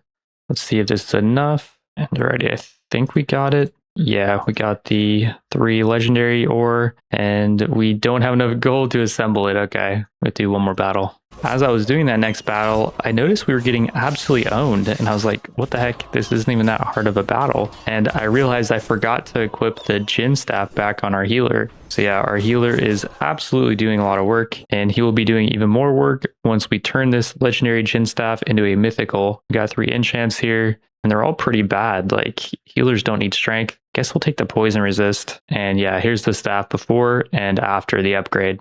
We completed the quest to forge a mythical, and we get plus 100 gems. Wow. We're now up to 200 gems. And we will unlock Stone Skin to increase physical resist by 12. And then under the Stone Skin rune, we can actually buff it up even further for our knights to give them 36 physical resist. Our knights are our 2 tanks in the front. I think this would be really good for them. So yeah, let's do it. I think now only our knights are getting the physical resist, because you can see the knight one is highlighted, whereas the base 12 physical resist is not highlighted. This part's a bit confusing because if I go over here, okay, it does show that our knights are getting the resist now, not everyone else. I think with the rest of our gems, let's just try to fill out the path of stamina, and then let's try to fill out the path of XP as well. Okay, we're really close. We fill those out, we will be unlocking the Beastmaster with 50 more gems. To get 50 more gems, let's do another quest. This one's a bit confusing because it says disassemble items, which I know how to do, but then it says do it by placing a single item as ingredient and obtain its base form. So single item as ingredient would be here, and then disassemble the item into its base form. And we only get 3 mithril off of that. Or did we get green mithril too? Okay, I think we got its base form here. We got a base divine staff. Disassemble that as well. We cannot disassemble white items. Okay. Doing that did get us 1 out of 3 of the disassembling quest, and we now got to find some more items. Do we take this 6.5k bounty chieftain fight and potentially get up to our 10th dwarf? The problem is this fight is so much more bounty than these other 2. And they do have a couple fire mages, but no priests though. So if we can withstand their initial punishment, then we should be okay. These hammer orcs are a bit scary though. And I think the strategy should just be to kind of play it safe. And like doing this battle on the left is playing it very safe. You can see we're really not even taking damage really at all. And the strategy is going to be to try to get this reckless dude who has 50% increased damage 2 damage artifacts that are going to give him stats per level so we can get him on the field ASAP. And already for battle 70, just 3 elite fights, around 3,300 bounty. And let's see how they do. See how we do with our new staff, being that it's mythical quality now. So far, we're doing pretty good. No one's really dropped below 80%, I think. I did see a Dragon Bacon proc just now. But yeah, overall, we just absolutely smashed this 3,300 bounty fight. We do get a white demise offhand dagger off of that, which I don't think I want to break down because I think that set could be pretty good. We do already have a couple white demise main hands that are green quality, and I'll keep an eye out for more of these so I can combine them and try to get as high quality of white demise weapons as I can get. Battle 73, which was nothing special, yields us a epic banner of war, which can increase attack speed of all allies based on wisdom. We do currently have Dwardelim, who I think we're going to replace, using a Banner of Hope, which can give us a shield and physical resist. I just don't think that's nearly as cool as the Banner of War. Increase attack speed of all allies sounds way cooler, and this one's epic. Let's try that out. Before we show that off, we have a poison vial in the shop, and even though it is green, that would be our second poison vial that we could give to Torum, and we could make him our new bowman, and we could just take away Durham Darlin's stuff, because he's just a normal dwarf, right? He doesn't have any special effects or anything. Okay, I grabbed the poison vial. Let's take away all this dude's stuff, and then we will retire him. He's going to go live happily ever after in some dwarf hobbit hole. Wow, he's going to give us 1300 beer. Holy crap. Welcome to the team. Tauren Iron Shield. Going to give you both poison vials now, plus the bow of the Sun Archer and the quiver and the assassin mask, I think it was. Yeah. Part of me does also want to make him the White Reaver Thief, because it seems like it would just pump and he does 50% more damage. But thieves do have to get in melee range, whereas archers don't really as much. They get to kind of sit back. So I think making him an archer with his 25% increased damage taken and 50% more damage done is the correct play. But yeah, let's just max this guy out. He's going to be getting 3 dexterity per level, and we'll use, I guess, all our 1500 beer on him. Boom, he's up to level 27, and he's got, is that like 130 dex? Oh, and wow, we could use them against this next chieftain fight. They have a mage chieftain though, which is scary, a archer chieftain, which is not as much, I think, and then a warrior chieftain, which is also scary. And they have 5 priests. Okay, now I don't want to deal with that. Let's just go for the middle one. Play it safe. Let's see this guy's damage, by the way. So he's at way higher damage, 60%. Holy crap. I was thinking his quiver of the Sun Archer doesn't do as well with him because it scales with his intelligence as well. But I think that's just like an extra scaling that he can use to, you know, buff his damage even further if he gets more intelligence. I don't think it really requires him to have high intelligence for that set. And wow, I wonder if we could have taken that chieftain fight. If it was different chieftains, like not a thunder mage, maybe I would have done it. And yeah, the dude is just completely pumping this next battle. It's another easy one. And I do think we should probably be sticking to easier battles till we get to battle 100, which is going to give us a super elite dwarf. That is kind of a more boring strategy, but I do want to get that dwarf before we lose the challenge. And also, not to mention, we do have that banner wielding dwarf just kind of doing nothing in the back. He is increasing our attack speed every once in a while, but overall, I think we should be looking to replace him before we try next chieftain fight. And we got a helmet of the Sun Archer here in the shop. Sun Archer set is 50% of total dex is added to int. Okay, let's definitely grab that and give it over to our Sun Archer, who now is the set, I believe. Yeah, so his int now is 111 with that helmet. Without the helmet, his int is 35. Okay, so he just got a ton of int, and that is now added to his passive. Fire arrows, adds intelligence damage to all attacks, converts all damage to fire. Okay, so he is going to be pumping basically. And I'm thinking in this next fight, his damage is going to be, yeah, 70% of his damage. 75% of all of our damage is him. He is him. Dude, that is nuts. Okay, he is just melting the enemy before they can even really do anything. Dude, we need to change the name of this dwarf company to Torum's Company or something. Question is, can he carry against Battle 80, which is an elite fight? I think we'll take this one on the right because there's no casters here. Should be pretty free, I would imagine. Let's look at our tank HP and see how they're holding up. They're holding up really well. Too well, in fact, because we're not popping dragon bacon at all here, I think. Holy cow, we just melted them. And yeah, Torum is at 75% of our damage. Wow. After battle 80, we get a free artifact. And I'm thinking an Ankh could be the way because we have a lot of supports. Mug is just not that good in my opinion. And we can upgrade the shop, by the way. We could upgrade the shop and then reroll. Or it rerolls for us. Nice. Ring of Blood, 80% chance to apply bleeding, and 18% increased damage against bleeding targets. That is really good with the White Death set, right? Chance to cause bleeding, and hitting a bleeding target with a melee will cause a blood explosion. Okay, I wonder if we give over like Tharin, the White Reaver set, because he's getting a bunch of stats, mainly stamina from his rings. He's getting +2 stamina on level up, but then also he's getting extra strength from his Prodigy passive. And he just got level 20. I was not paying attention, so I didn't see if he got the most kills and he got the extra bonus. I think the practical play is because Torum is just pumping so hard, let's hold off on the whole white demise thing. And well, there's not many good artifact choices here. So maybe Ring of Blood is the play. We do still have 2 other supports that have no support artifact though is the only thing. Well, 3 if you consider the banner wielder, but I don't even consider this guy a person. Thinking we probably should reroll and hope we find Ring of Blood later. But what if we reroll into crap and we don't have that much gold left? If we sell some of this crap, how much money could we get? I want to sell the World Breaker. Oh yeah, this weapon is sick. It scales off of your strength and your weight. We just need to find other pieces of it for, I think it was Thorum that we're going to give that to. He's got the Dragon Bacon. And I do feel like to make this proc more often, we should take away his shield. I feel like giving him the World Breaker might make it proc more often. So yeah, let's give this guy our Legendary Hammer plus the better quality shield. And then maybe I'll give him the shield back when we're fighting like an elite fight. But yeah, let's keep selling stuff to 3k gold. That's going to be enough for 2 rerolls. And again, this Ring of Blood is only green quality. And it gives no stats on level up. I feel like that's more of a late game thing. Let's reroll, yeah. And we got a blue quality Ankh, very nice. Yeah, let's grab that for sure. And we'll give that over to Thondon, I guess. Who is level 30 though. So he's not going to be getting that much level ups. But he is going to be making better use of the Ankh, I think. Oh, and wow, in the next marketplace, we got a legendary Storm Cowl with a really good enchants on it. Our mage is currently using a green quality one. So yeah, you best believe we're going to grab that for him. This new helmet's going to give him 24 more intelligence. Wow. We do just need to give him the Storm Shoulders. Need to keep an eye out for those.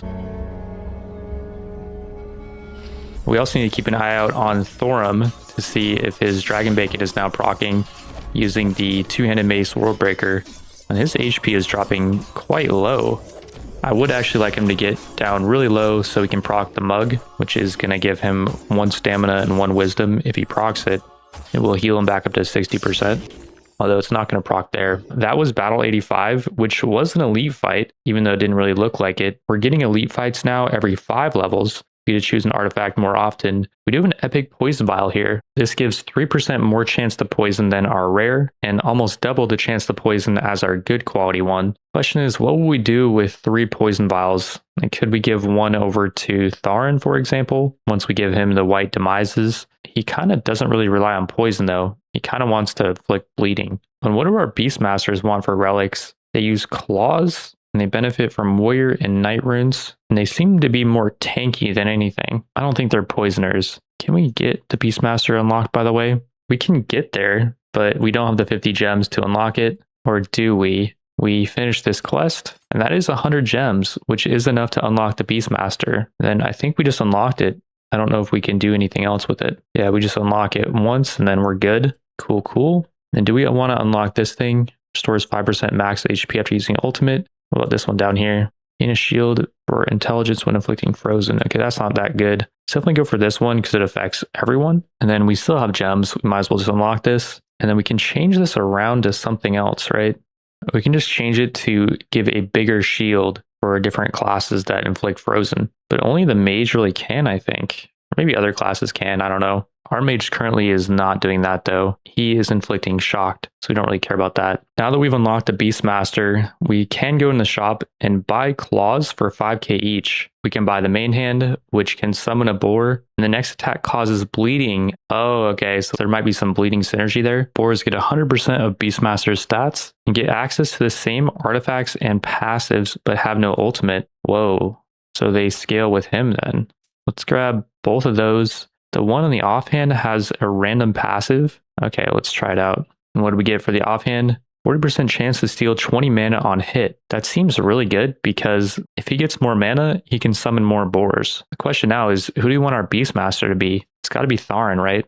He should be able to use it, I think. Yeah, he has the 10 stam and 10 strength growth required so that he can use those. And he is going to be the guy, I think, to use it. Or should it be Thorum?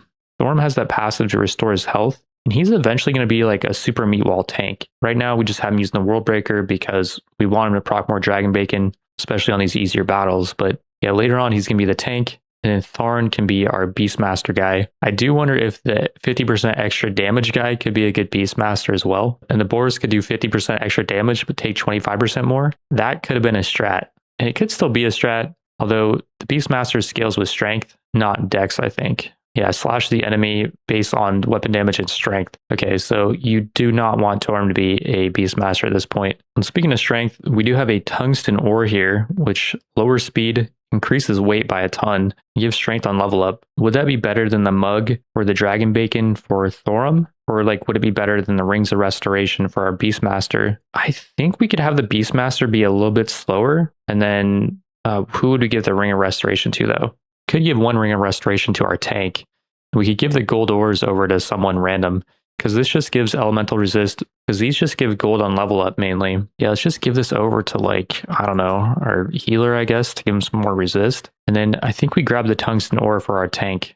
Oh wow, we have a holy crystal in the shop. Stores magic damage received and stores it. Releases all stored energy and heals allies. When I originally read this, I thought this was a healer artifact, but this is a tank one. Your tank just takes 24% less magic damage. That seems crazy, right? Let's definitely lock that. And we'll give the tungsten ore over to our tank, who did have 1465 weight with the old gold ore that we just gave over to the priest. He now has 1761 weight, so he went up by like 300. After just one more battle, we have enough gold to get the Holy Crystal. I think someone leveled up and procced gold ore or something, because yeah, we just got a ton of money from that last battle. I do think I'll give the Holy Crystal over to our tank, and he will lose elemental resist and weight and the gold ore proc, but we can just give the gold ore over to like this banner guy. He'll get the proc, and then now our tank takes 24% less damage, and he will be healing nearby people as casters beat on him. That seems really good. And here we go. We got a 5k bounty chieftain fight, which I feel comfortable fighting. It's just a warrior.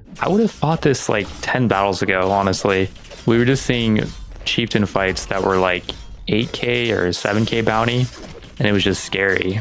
But even with Defundi, I think it is, that's using the two-hander, or no, Thorum is using the two-hander Titan mace or whatever. I didn't even feel like I needed to put a shield on him to make him tankier because, yeah, we're completely fine here. Oh, and we got the boars on the field, by the way, which is pretty funny. They are doing some work here. How's their damage, though? Not great. Tharn only has 13% of our damage. Torm is still just unloading. And we have a epic world breaker here. Very nice. That's a huge upgrade for Thorum. 239 more weight, 12 to 18 more damage. Holy cow. By the way, if I give a healing staff over to Dwardlim, who was using the Banner of War, it unlocks the Wizardry Formation, which gives us a 25% chance to reactivate people's ultimate after use, casting it 50% faster. I think that's worth it over not having the attack speed from our Banner of War. Before I forget, we can disassemble this Wizard Hat and this War Blade. And doing that, we'll complete this final quest, which gives us 100 more gems. The question is what to spend the gems on. I'm thinking buff the chance to encounter veteran dwarves. Just max that out if we can. No, but we got up to 42% extra chance, which still is like nothing, I think. It's currently a 1.5% chance to encounter veteran dwarves. And wow, we're already in battle 90, which is potentially a elite chieftain battle. It's double the bounty of these other ones though. 10k is just crazy. I don't think we've ever seen a ice mage yet. Can deal frost damage and freeze. And then if they're frozen, they take 250% extra damage. Like that just sounds horrible. And they have fire mages, lightning mages. Nah, we can't deal with that. We're just going to take one of these easier ones. And let's see how we do here. If that was like a 7 or 8k bounty fight, I would take it. But, oh yeah, Defuni's getting kind of wrecked. Same with Thorum. I mean, I could have thrown a shield on Thorum to make him a bit tankier if we were to fight the casters. But I just don't want to lose. For winning that elite fight, battle 90, we get to choose a free relic. Kakapo egg receives increased healing and grants 20% of their stored HP to nearby allies. Whoa. And then on top of that, gain 1 stam if 4 Rumu berries were eaten in the last battle. Rumu berries are gotten with this Spirit of the Kakapo staff, which will throw Rumu berries and give mana or attack up buff if mana is full. Thing with this though is how can we make sure that our tank is going to eat the Rimu berries? Because they need to eat 4 each battle. If we had like 3 priests throwing out berries, maybe we could ensure that our tank would eat 4 of them each battle. And we do have a couple priests just kind of not doing anything. So we could get away with going for that artifact. Although our mage could use this tome as well. Increase battle XP. He already has one of these tomes of insight. They give him 14%. But getting him another one could be worth it. Because we only have one Kakapo staff, I'm not going to go for the Kakapo egg just yet. If we find a better quality Kakapo staff and more of them, then we can go for the egg. But for now, Tome Insight is the way I think. We get a Spirit of the Kakapo staff, but it's only good quality. I don't like that. We'll just put the Tome of Insight on our mage and he'll level up quicker. I think that's a better play. And yeah, if we look at Battle 91, it's 2.4k bounty is the biggest fight. Like you're expecting me to go up to 10k bounty in a elite fight? Like no thank you, game.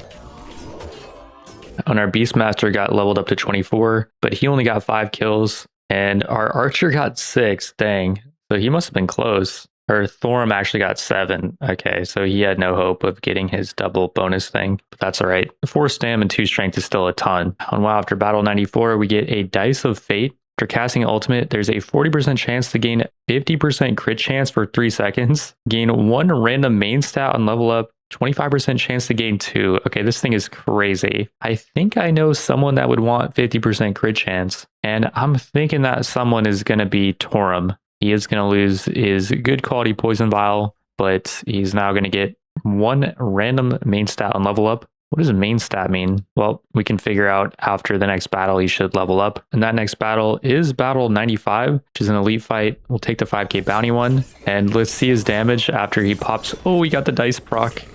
And whoa, Thorum though is pumping. I'm not sure what just happened there. I was not watching, but must have been some huge AoE damage. And the enemy must have just been really grouped up. Thorum is pulling back ahead though.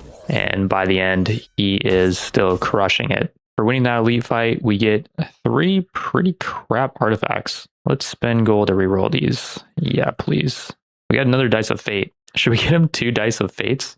Oh crap, I didn't see what stat he got for level up. Oh, he didn't level up there. He's still level 30, okay. The Dice of Fate does sell for more than the Tome. So it's like a better quality thing, I think. And then Gold Ore just sells for a lot because it's part of the thing with Gold Ore. It sells for a high price. But I don't think it's as high quality as a Dice of Fate. It's only good quality though. I think we can do better. Let's reroll again. Good quality stuff again. I mean, we need the Ankh though for our supports, but I want something better quality. Come on. There we go. So I was doing a bit of thinking, and I don't think anyone else can use the Dice of Fate, because I believe the way it works is it just gives 1 random stat to either stamina, wisdom, intelligence, strength, or dex. And Thorum can use intelligence and dex. Those will both increase his damage. Wisdom will make his ult cooldown quicker, I believe, and stamina will make him tankier. I think strength is just completely useless. It's like a melee stat. Increased physical resist or something, but overall he's the most diverse character, and he's our only real damage dealer that's going to make super good use out of crit chance, I think. Tharin doesn't really have an ult that crits. He summons a boar, which gets all of his stats and stuff, but they have no ultimate, so I don't think a dice will be good on him. I also did a bit of research, and I don't think these Ring of Restoration stack. So I'll put one on one of our better healers, and then I'll just toss a gold ore on this random healer. And I'm thinking the strat here is to just try to get some healer artifacts. So let's reroll to try to get some support stuff. We got the same stuff, but lower quality. And the mug, don't care about the mug. Let's reroll again. We're getting Ring of Blood and Dice of Fate every round, except for this time we got Tome of Insight, which we don't really need on our healers. So let's reroll again. We're getting unlucky. Dude, what is with the Dice of Fate and Ring of Blood, man? We'll take an Ankh. We need wisdom for our healers. We'll give that over to one of these healers in the back. And then for now, we'll just give a poison vial over to Tharin. So his boars will now poison. And he does get some use with dex. And also one thing we can do with his common quality weapons is we can upgrade them. It's quite expensive because they're high tier weapons, I believe. But the ore cost is really light. So let's upgrade that. And let's take 5 stamina. This is like a rare enchant, I guess, because you can see the other one's only 3 stam. Could upgrade it again for 2k. That would give it quite a bit more damage. And that adds to the board attack as well, I believe. So yeah, let's do it. I think it's worth. We'll take the physical resist. That helps the boars, and it's a rare quality enchant. As for if we upgrade it again though, We probably could. Let's just see what we get here. Another physical resist. Yeah, let's take it. The damage on this thing is crazy now. 38 to 57. We compare that with like our epic quality executioner axe, 6 to 19. So yeah, I think it is good to upgrade these. We will do the same with our Talon. We'll take the stamina because that's a rare enchant. Physical resist as well. And then one more. We got 2 rare enchants. We'll take the physical resist. Just make our Beastmaster guy a little bit tankier and our boars a little bit tankier as well. You can see his damage is 76 to 114 and Thorum's with his two-hander is 38 to 57. So yeah, Thorin should be pumping here. He's way out ahead. And oh yeah, he just hit that guy really hard. Although, okay, his damage just fell off completely because, well, he doesn't have the AoE that our pumpers have. I do wonder if his boar damage is calculated in our damage. I think it is actually. I'm seeing as the boar's hitting things, his damage is going up. But still, the damage is pretty pathetic. I will say he does have a lot of investment in his stamina. So he's more of a tank distraction guy than anything. These boars are really tanky. As we're running down these casters, people are getting taken out. But you can see the boar HP is not going down at all. Thanks to the ring of regen that's healing them, I guess. Off of that battle, Torum got a level up, and he got a lucky roll with the Dice of Fate. He got +1 dex. That's probably the best thing you could get. And already, we're now in battle 100, which is a champion fight, or it looks like just a standard elite fight with a elite Orc Reaper in it. Let's take the fight that has no casters, the one in the middle. We should be able to easily handle this. One would imagine. We did get into the battle a little bit too quickly, so we couldn't really see exactly what's going on. And now it is just kind of a cluster, as these battles have been turning into with us having this many dwarves. There's one nice thing about the early game is, you know, it's easier to tell what's going on. That all being said, if we look at our HP, it's looking pretty good. And this new elite guy they threw in didn't put up too much of a fight. Every 5 battles now we get a free artifact, and Victory 100 gives us a epic Heart of Iron. One would think that'd be good for the tank, although the tank should have enough mitigation so they're not taking that much damage, at least not in a single hit. I don't know how good that actually is. We got another rare mug, or what about a rare gold ore? I think I'm just going to take the gold ore. Seems like the greedier option, but I think since we're kind of still early game, let's go for the greed play. I almost forgot, on Victory 100 we get a champion, and we can actually reroll these guys if we don't like them. Grimnar Darkheart is a tank. He's got an ultimate, which I believe is from his equipment. It does a lot of good stuff, just makes him tankier, makes allies tankier as well. But then his passive, which he'll have even if we switch his equipment around, converts all his damage to dark. Direct damage has a 10% chance to cast Corvus, which deals intelligence damage, and fears. Also, he will retaliate and strike all nearby enemies after blocking an attack. His cooldown is based on his attack speed. Gain 1% damage reduction for every 2% missing HP. Wow, that seems really good. We also got a mage, which I'm guessing just pumps tons of damage. His passive converts all damage to fire. Grounded targets hit by direct damage. 10% chance to be additionally struck by a pillar of flame. Deals more damage to burning targets as well. He would synergize well with our archer because our archer does inflict burning. Then we also got Thoradin, converts all his damage to thunder, targets hit by direct damage, chance to be additionally struck by thunder, dealing intelligence damage.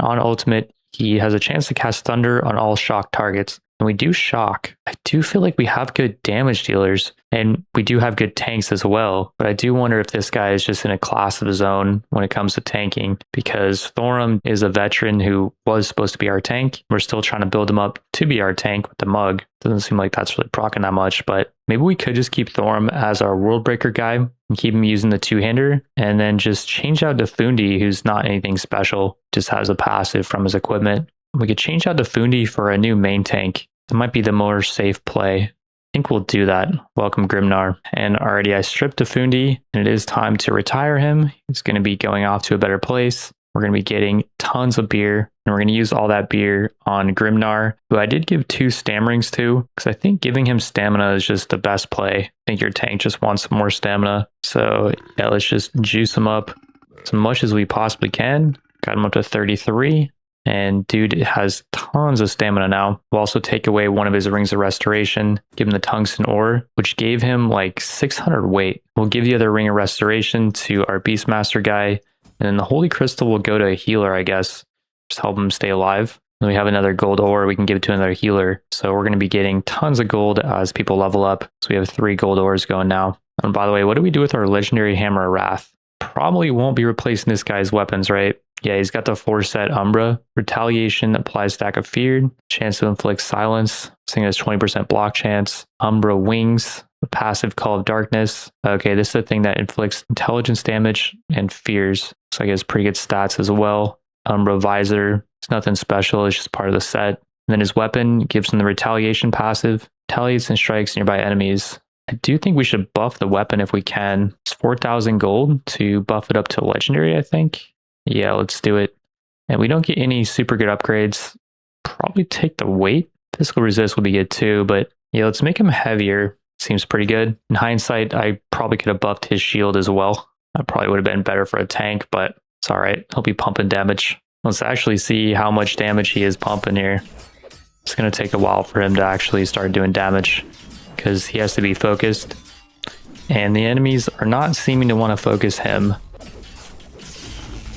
Okay, his first battle wasn't a great example because I think it was too easy. The next one is a chieftain fight, 5k bounty, and there were some mages I think too, so this should be a bit more interesting. Let's see if he can hold the line. We should probably have it so no one passes our tank, and we just make sure that he's frontlining all the time. Although for our melee, I kind of am okay with them just running by him, and like Thorum might get a drunk proc. And Thorum is beefy, so he can take some damage. Wow, we're just smashing these guys. I don't even know what the chieftain guy was. I think we took him out already.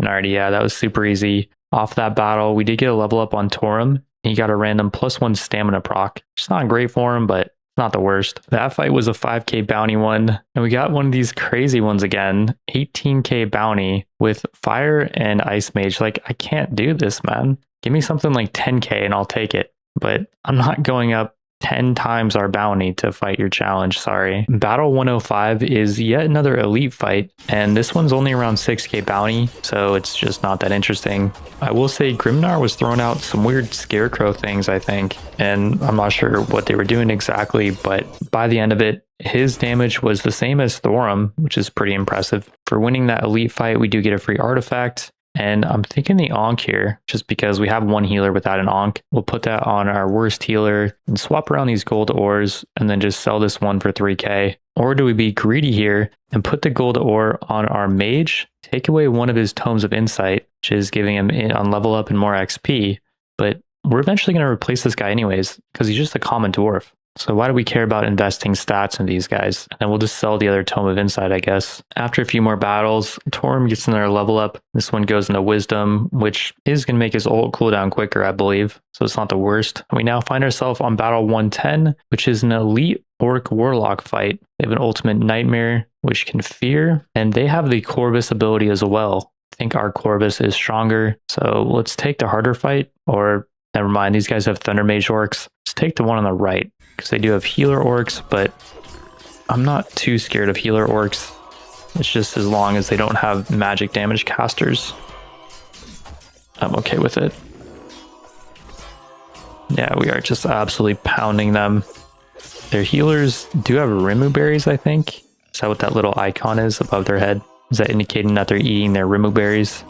They need to start eating something else to get their strength up better, because yeah, we just ran through those guys. Next free artifact could be another gold ore. I might just take this because, again, we are full on artifacts, and we can upgrade the shop as well. Should have probably done that to reroll those artifacts, but we'll just do it now. Gold ore is not crazy for us, obviously, but it is an upgrade for our mage. Gives us more gold when he levels up. Oh, and wow, we got a champion fight. Part of me wants to take this, but if we lose, then we're on our 10th fight and we can't take any fights after that are difficult. I feel like their archer is going to just mow down our backline, but what if we win? That's so much bounty. I will say all their dudes are kind of physical based, but like they have thunder damage as well. I just wonder if our archer pumps harder than their archer. He's level 42, 95 to 108 damage. That seems pretty scary. Like, look at this guy, their special archer guy, 16 to 23. But man, like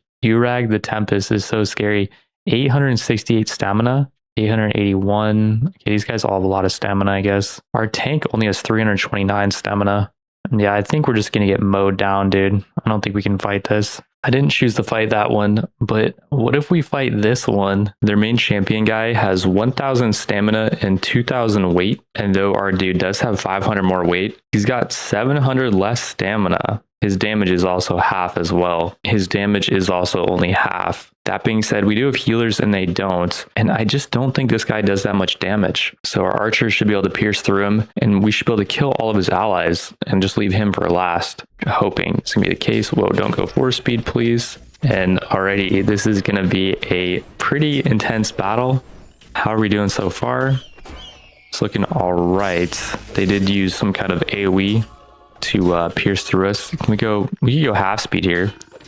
And I can actually zoom in a little bit. I should have been doing this more. You can't really see the HP bars though if I zoom in too much.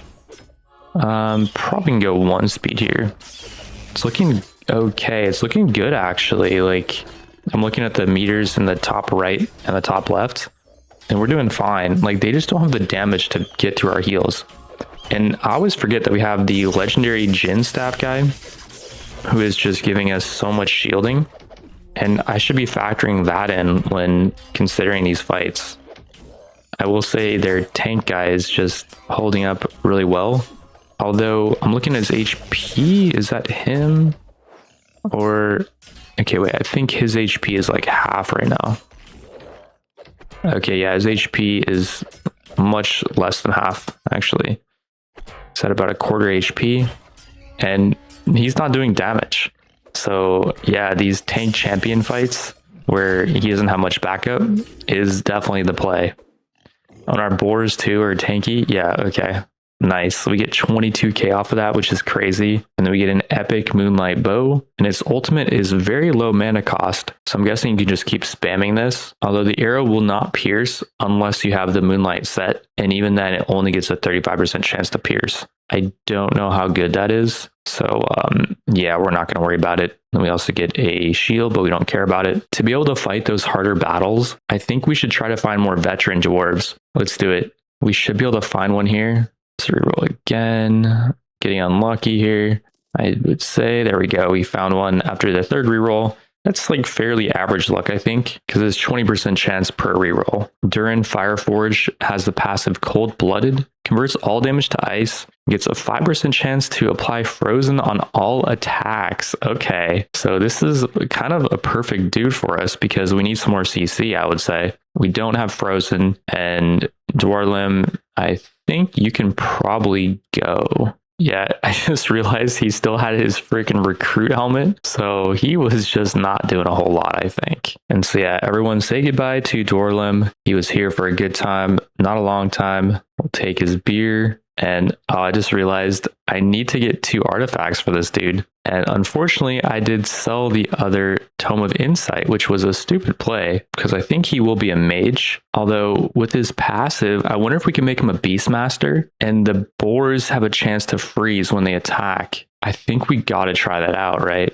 Okay, yeah, let's try that out. Let's get a Bear Claw and Eagle Talon. Then we will upgrade them in the forge. We'll take more stamina, I think. I don't know if weight's too important for a guy like that. And then we'll also upgrade this again. When we get a rare stamina enchant, we'll take that. And we could actually upgrade it again, but I think we should upgrade the offhand. We'll take the stamina for that. Upgrade it again. We'll take physical resist maybe, could be okay. Because the boars will be frontlining. And we could actually upgrade it again if I just sell one minor thing. All right, let's upgrade it one more time. We'll take the stamina. By the way, it has a random passive. We have a 25% chance to parry a melee attack.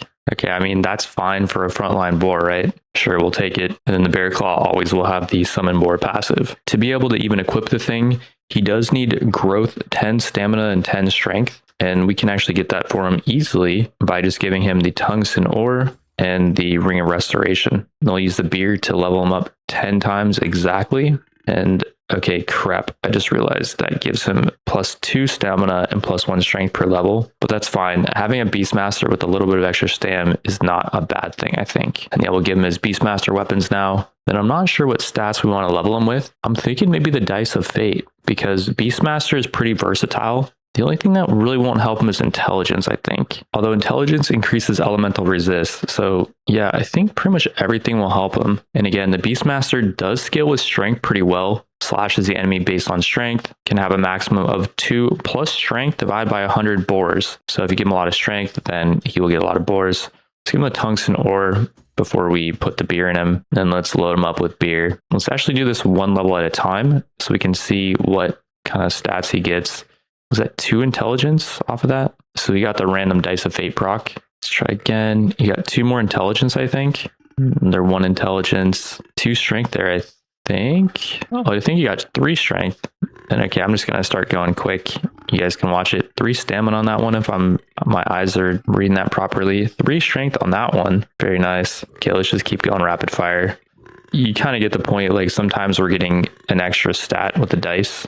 And yeah, overall he got 8 intelligence, which, you know, that's elemental resist. We can't complain. And yeah, we'll give the relics back to the people that were using them. And as for what he's going to use though, I actually still don't know. I think for now I'll just sideline the dude until we can find some artifacts for him. We will find something in 2 battles. We have another chieftain fight here, but it should be pretty easy.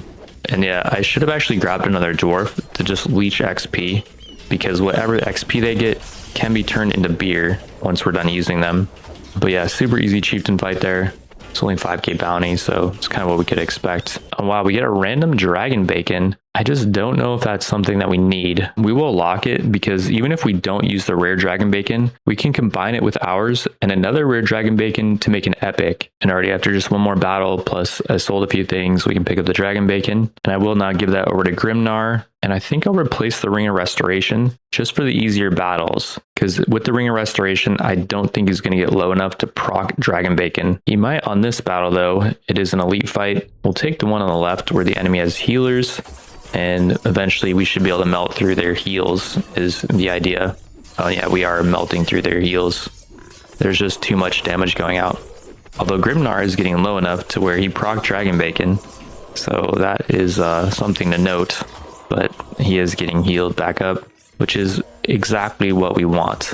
We don't want him to get too low and lose our tank line. But even if we do lose our tank line, we have the boars to be able to take over, or be able to tank over rather. And already after that elite battle 115, we get to choose a free artifact. And wow, we got an epic Tome of Insight here. That's 4% better than our current Tome of Insight, but we do need a relic for our new guy. But we do need a relic for our Beastmaster. And if we buy the Tome of Insight, we won't be any closer to getting him a new relic, unless we want to give him like a gold ore, which I think would just be a waste on him. We want him to actually be getting stats. And really quickly, before we make a decision, there's another veteran dwarf in the shop. It's about a 2% chance to find one of these dudes. And let's see his passive. Gains 10% crit chance. Critical hits execute targets below 10% max HP. Wow. I do believe this applies to mages as well. And I wonder if we should make him a mage and have him do a bunch of AoE damage. Then he can execute people. He does come with a dagger, but you can see his intelligence is as high as his dex. If we do pick him up, he could replace our current mage, and we could get him 2 Tome of Insights, and he'd get a bunch of intelligence per level. I think maybe that's the play, just because there's a Tome of Insight here, and it is an epic one.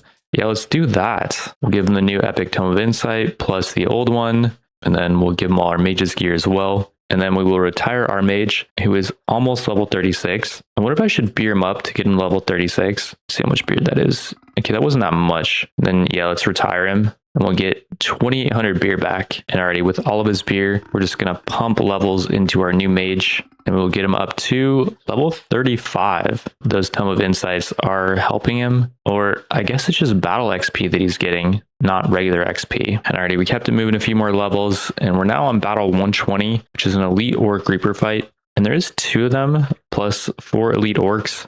The bounty is not that high, but I do think just for the best chance of winning this, we will put Durin in the fight. We'll give him over one of our rings of stamina. We'll actually give him the crappy one. And then just in case he levels up, we'll give him a gold ore. But I don't think he will because he's only fresh level 28. The main goal here is we just want him to farm some XP and we want to be able to win the battle. I also should be putting a ring of stamina on Grimnar because I think that is just a more superior option. Although if Dragon Bacon procs and heals him back up when he gets to 75%, it will be increasing his resist, I think, for a while. And then our healers will have an easier time healing him, which means more mitigation for him. We do have plenty of healers, so maybe the Dragon Bacon is the way over the Ring of Stamina.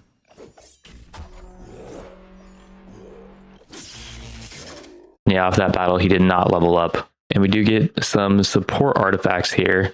I do wonder if the mug would proc off of the boars. Probably should, right? But nah, I just don't think that's the way. Let's reroll these and maybe Ring of Blood for a Beastmaster. It's not going to give him stats on level up is the only thing. And I do wonder if Tungsten Ore could be the way for Beastmaster. Getting more weight for the boars could be good. Although they lose speed. I don't know if I like that. Let's just reroll again, I think. We got another Dice of Fate. Although again, boars do not have an ultimate, so they can't really use that. Let's try to get something different here, or high quality stuff at least. And Heart of Iron could be okay for the Beastmaster. It is only good quality though. I don't really like that. Tungsten Ore rare quality.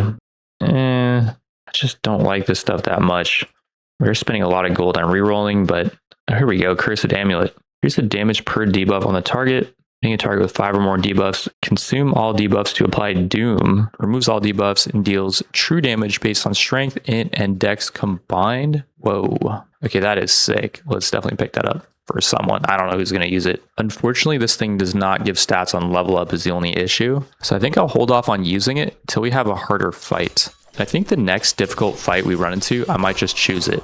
We do have to pay attention to how much debuffs we're applying to people. And we need to get up to 5 debuffs.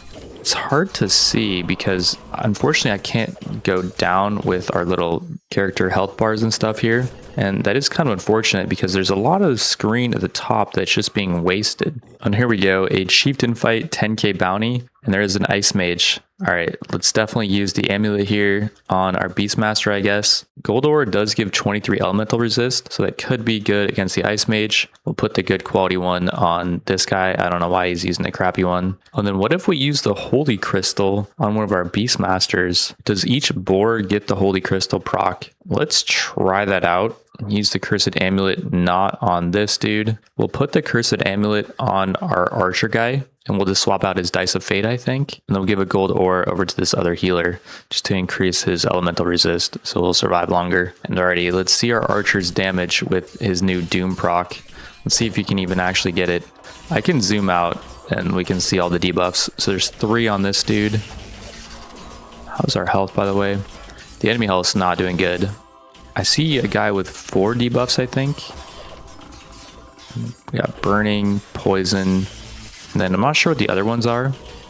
We should also be applying shock to the enemy. So maybe that's what one of those is. Although their chieftain guy, I think, got shocked at the end. And I didn't really see that debuff on a lot of people throughout the fight. And the winter staff dropped, and this thing does apply frozen and deals increased damage against frozen targets. Maybe we should have made the frozen guy not the Beastmaster. Although we could actually make our mage the frozen guy, and our Beastmaster will just assist in freezing more targets because the boars can freeze. And then we'll have 2 people that can throw out frozen. We do need 2 more pieces of the frost set, so we'll just hold on to that staff for now, and we won't use it just yet. Although I just realized our mage still does not have 3 out of 3 of the storm set. So let's see if this staff is an upgrade.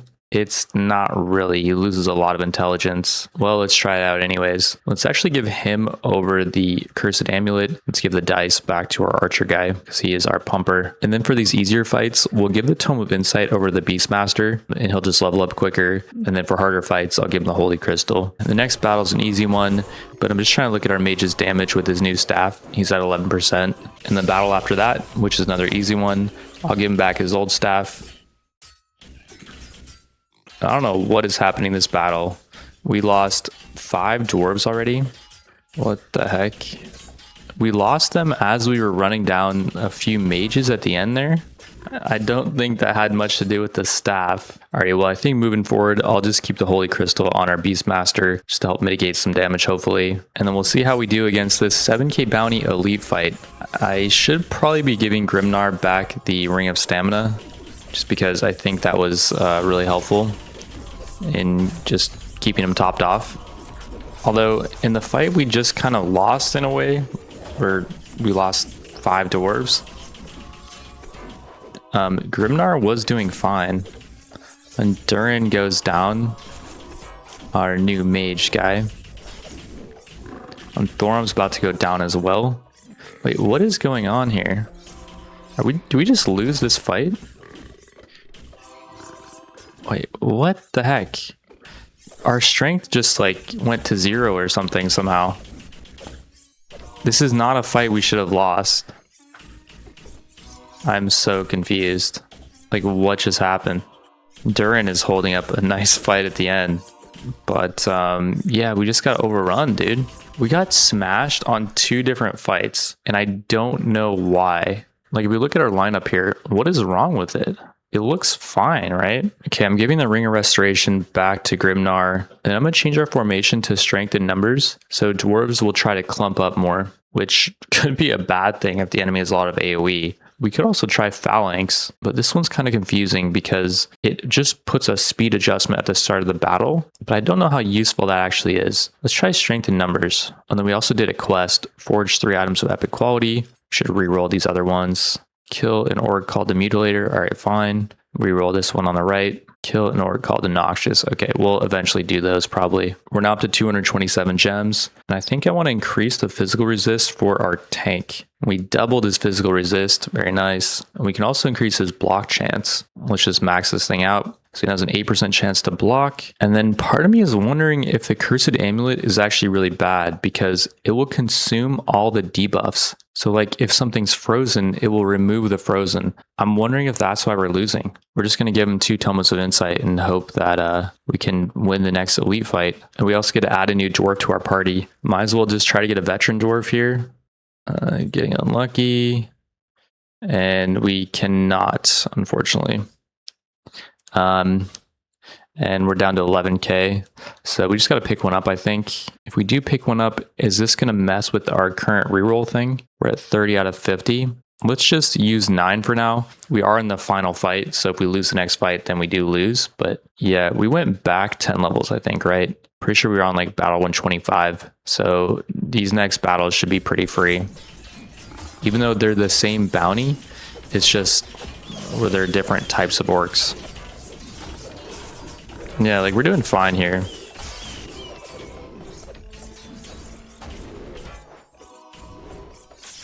And already after a few more battles, we're up to 25k. Let's reroll and try to get a veteran dwarf. We're gonna have to reroll the max amount of times, I think. Yeah, that was the max roll. We get Gamry, who is wise, and he gets more mana regen, and ultimates cost less mana. Okay, we're just gonna make him a healer because I think we need more heals. Let's give him over all of Thondin's gear.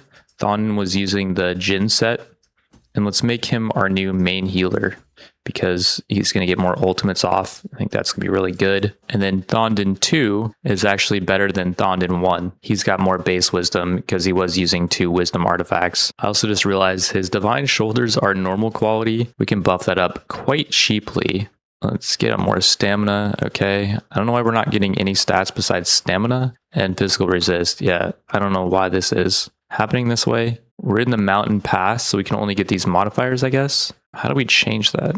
I guess we have to do a battle on a new terrain, I think. So let's not upgrade these just yet. I mean, stamina is fine, but it's not something that we really want. We'll get Thondin 2 all the divine stuff, and then Thondin 1 we'll just have divine staff for now until we find him some better healer things. And already, so I think we just fought on the mountain pass, and we can see the modifiers stamina, weight, and physical resist.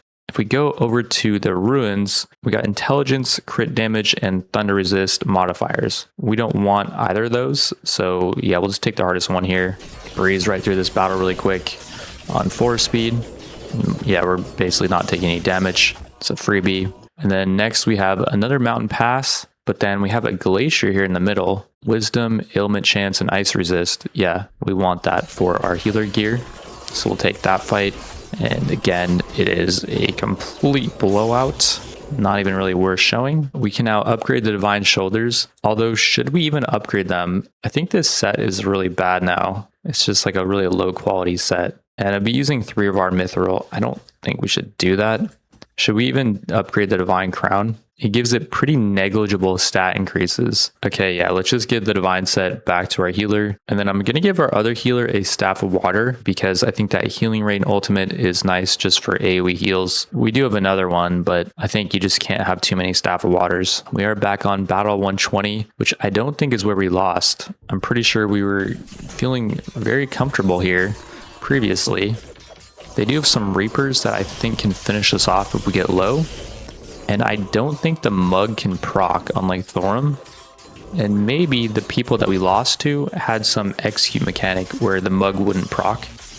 Although, I mean, look at this fight. Like, it's so free. We did change our formation so people aren't spreading out too much. And the healing rain thing is healing better, maybe. That fight was battle 120, which normally we'd get an artifact from, but we did already beat it. Fast forward a few more battles though, we're back up to battle 125, which I think is where we lost before. And I guess we lost to just tons of these thieves, which are the guys that inflict bleeding. Before we decide which fight we're going to take, we do get a random artifact in the shop. And this is a new one. Hamhawk will be used every 20 seconds during battle. Upon usage, removes all debuffs and grants regeneration. Restores 4% HP every 10 seconds. While regeneration is active, deals initial 30% damage, 3 uses per battle. It grants 30 weight after battle if the full thing was consumed. Wow. Okay, that's obviously amazing. It's so good, in fact, that I want to use 9k more gold plus 3 of our ore to upgrade it. It's going to restore more HP while it's active. Yes, let's do it. It's at 5%. And we could even upgrade it again for 12k more to get up to 6%. Let's do it. Yes, I like that. That was all of our money, but now Grimnar is going to be chowing down. And I think we tossed out the tungsten because we're not having problems with his weight, I think. We just need to keep him alive. I'm not sure who we should give the tungsten over to.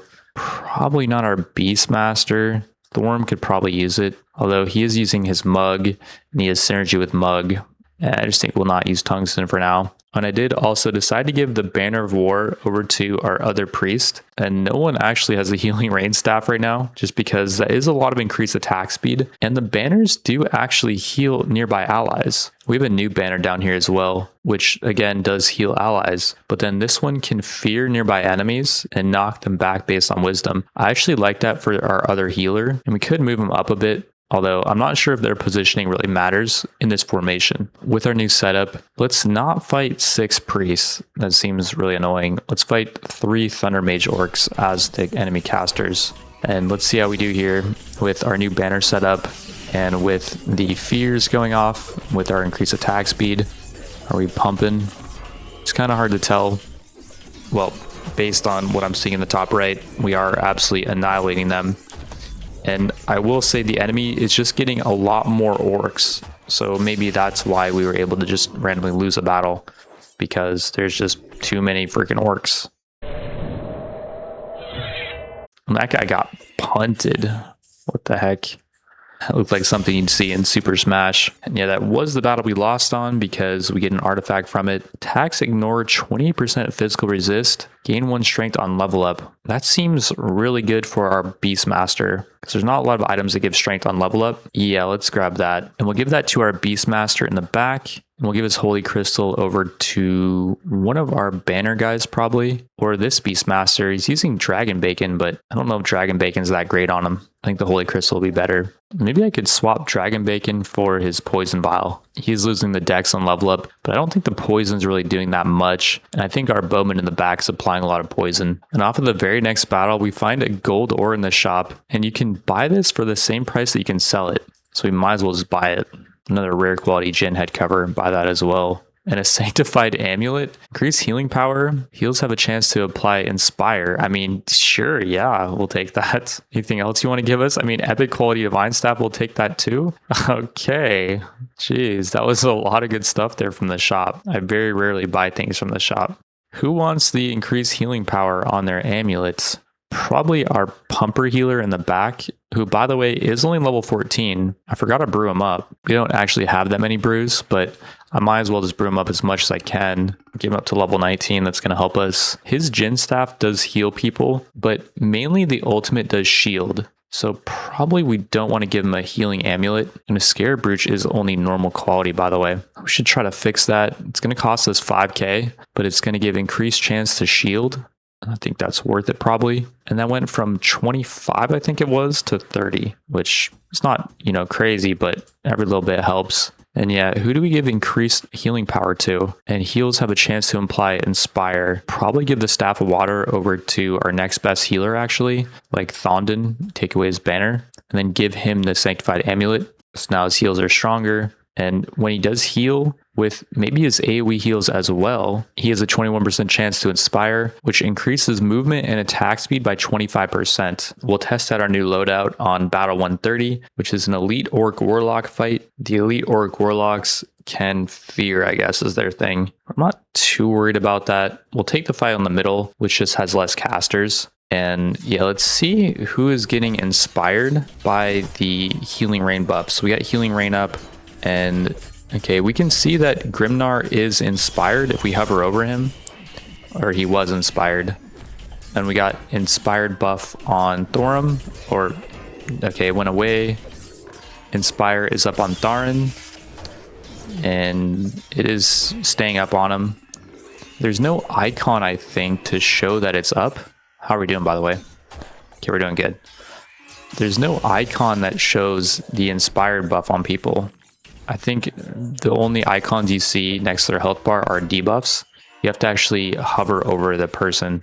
And Grimnar has 203 regeneration buff. That's from Hamhawk, I think. It looks like he ate Hamhawk 3 times, so he should be getting the 30 weight after the battle. And yes, that is the case. The dude got fat after that battle. These guys also got some weight from Dragon Bacon, but nowhere near the weight that Grimnar is getting. Off that battle, we do see a new artifact, Ring of Thunder. Gain 120 thunder resist. Enemy thunder spells will prioritize the wearer and restore 12 mana. Okay, that is amazing. I am seeing a rare Scarab Brooch here, which is also really good. But I do think the Ring of Thunder, just having like a lightning rod character would be amazing. It's so hard to tell. Scarab Brooch is just good for all situations. And like we're using just useless gold ores on some of our healers as well. Although this guy does have 2 good things. I'm thinking we're going to want at least 1 lightning rod character. So yeah, let's grab Ring of Thunder here. And I'm actually thinking let's give that over to this Beastmaster who's already using a Holy Crystal. So he takes 24% less magic damage. And then he'll also be just absorbing all the thunder spells. That seems like a really good combo, right? Next battle, we do have a Thunder Mage Orc. Let's see how that plays out. So Thorum or Tharin was the one. I think it's Tharin that's using the Ring of Thunder. And we can see the Ring of Thunder is absorbing tons of thunder spells, I believe, because it says 38 next to Ring of Thunder. So does that mean it's absorbed that many thunder spells? And the Holy Crystal is proc 12 times, I think. Okay, wait, this could be OP, because as he absorbs magic damage, it heals allies as well. We got another epic Quiver of the Sun Archer, very nice. We already have one, but if we get another one, we can upgrade it to Legendary. I also should do a little organization here. I kind of wish there was just one button to press to organize everything for you. And like I'm trying to put all my healing gear on this page. Then we have like all of our weapons on this page. I probably should grab our bows and put them on another page. So we do have quite a few bows and quivers as well. And we'll make an artifact page as well. Just do a little organization. And then we got some more healing gear. And then the DPS staffs, I guess, can just go over here. That's fine. Oh, and also, if we do upgrade one of our quivers of the Sun Archer, we can give it some intelligence. Sure, we don't care about it. But then we also can combine these 3, make an epic one. And then we can combine these 3 epics to make a legendary. And it just got some pretty minor stat increases. I think maybe because it's such a low tier set, maybe. We can actually upgrade his Helmet of the Sun Archer. And we get some good modifiers here. Crit damage or intelligence both are good, but crit damage actually synergizes better with his dice, I think, because that increases crit chance by a bunch. Although it is a rare intelligence modifier, and the Sun Archer set does scale with intelligence. Let's just go for that. Intelligence not only increases damage, but gives him resist as well. Oh, and wow, just as I was feeling more confident with our group strength, we got a 32k bounty champion fight, which again, these tank dudes are not that terrifying if they're not supported that well. And their bodyguard orcs are the kind of support dudes. I think we can take him. It's just they have some new orcs here, skull splitter orcs, which will throw axes. I don't know if that's too terrifying. You got Thunder Mage orcs, which we do counter. And I do think we can take this maybe. Before what could be our last battle, let's look for a veteran dwarf and see if we can find someone to help us. No, there's a lot of other things I could have done with our money, like upgrade our gear a little bit, but nah, let's just try this. And crap, let's not go 4-speed on what could be the final fight. I was thinking that, you know, I'm going to play it safe and I'm just going to try to get as far as I can. But I do think it's more interesting if we take the harder fights and just lose. And in future runs, I think I might do a challenge where I only take the absolute hardest fights and see how it goes. This fight's looking amazing. Like, what the heck? We're taking a 32k bounty fight and we're still holding up. Fine. We've killed 3 people so far, at least. And okay, this is insane that this is actually working. I do think the tank champion just isn't that good if, again, he doesn't have like a good backline. And these guys obviously don't have as good a backline as we have anyways. And we also do have a really strong tank front line. So if he's not able to push us back because our tank is also really good and he's really fat, then we just win because our backline's better, what it comes down to. And yeah, I do think moving forward, I might just take the hardest fights, unless they're just, you know, hard counters to our comp, just to add to like the fun challenge aspect of it. And yeah, this fight is taking forever to finish. I was fast forwarding it, but at some point we did take out their tank, I believe. It's just some of their crappy dudes left. And they eventually do go down because we pushed them back too far. GG, 32k for that. Beautiful. And we will use that money to reroll for more veterans. So we're going to have to roll the max amount, aren't we? Yeah, we're going to have to roll the max because we are that unlucky. I had to do another battle and then we actually won't have enough money to pick them up. So I'll have to do another battle. And that one is an elite fight, but it's only 7k bounty. Let's take the Thunder Mage Orc. Anytime I see Thunder Mage Orcs now, I'm like, oh yeah, that's just free healing for us. From Tharin. He's getting Ring of Thunder procs. We can just hover over this to see how many he gets. 20 Ring of Thunder procs. I still don't know if that's just 27 instances of him absorbing thunder damage, or it's gotta be the case, right? And then Holy Crystal 7 means that Holy Crystal is healing us 7 times. I'm pretty sure that's how that works. But yeah, super easy elite fight. We do get 2 new things here. Minus 40% speed, minus 24% damage received, and increased damage dealt. Whoa. Seems really good for the tank. And what about this thing? Increases magic pen by 30%, but decreases mana regen. I don't know if I like that. Magic penetration, I'm guessing, is just more damage. Let's go for the cane, I think. This is going to make someone really slow. We could give it over to Thorum. It's kind of just like a tanky dude. Loses Dragon Bacon, but that's an okay trade-off for our tank guy. This item could really go on anyone as long as they can keep up. His speed is now 16, and like Tharin's speed is 40. Grimnar's speed is 32. Okay, this might be a problem. Before I forget, let's reroll for a veteran. We find one without rerolling, but the reroll reset. So we just saved 13k, I guess. I'm confused. Did we randomly find Thorum just based on our 2% chance? Or did we have like an 80% increased chance to find him? Part of me thinks I just wasted like 50k on doing the rerolls because we would have found this guy anyways. And he's got the cold-blooded passive. I kind of want to make this guy a mage now because I don't know if the cold-blooded thing is really helping our Beastmaster guy. He's already committed to the Beastmaster build, I think, because yeah, he has 121 strength. Like, he's not turning into a caster anytime soon. One thing I just realized with the cold-blooded passive is it converts all their damage to ice. So I don't think the pickaxe actually does anything because attacks ignore physical resist. We should give the pickaxe over to like Thorum and make him less tanky so he'll proc more mugs. Yeah, let's do that. And then who do we give the cane over to though? Do we just give the cane over to like our archer? Does he really need that much speed? We can test it out. Take away what though? Dice of Fate? Give the Dice of Fate over to our mage. On the XQ only applies when he crits. Okay, so probably he should be getting Dice of Fate. And I guess I'll just give this Beastmaster a poison vial. Let's put him in the front too.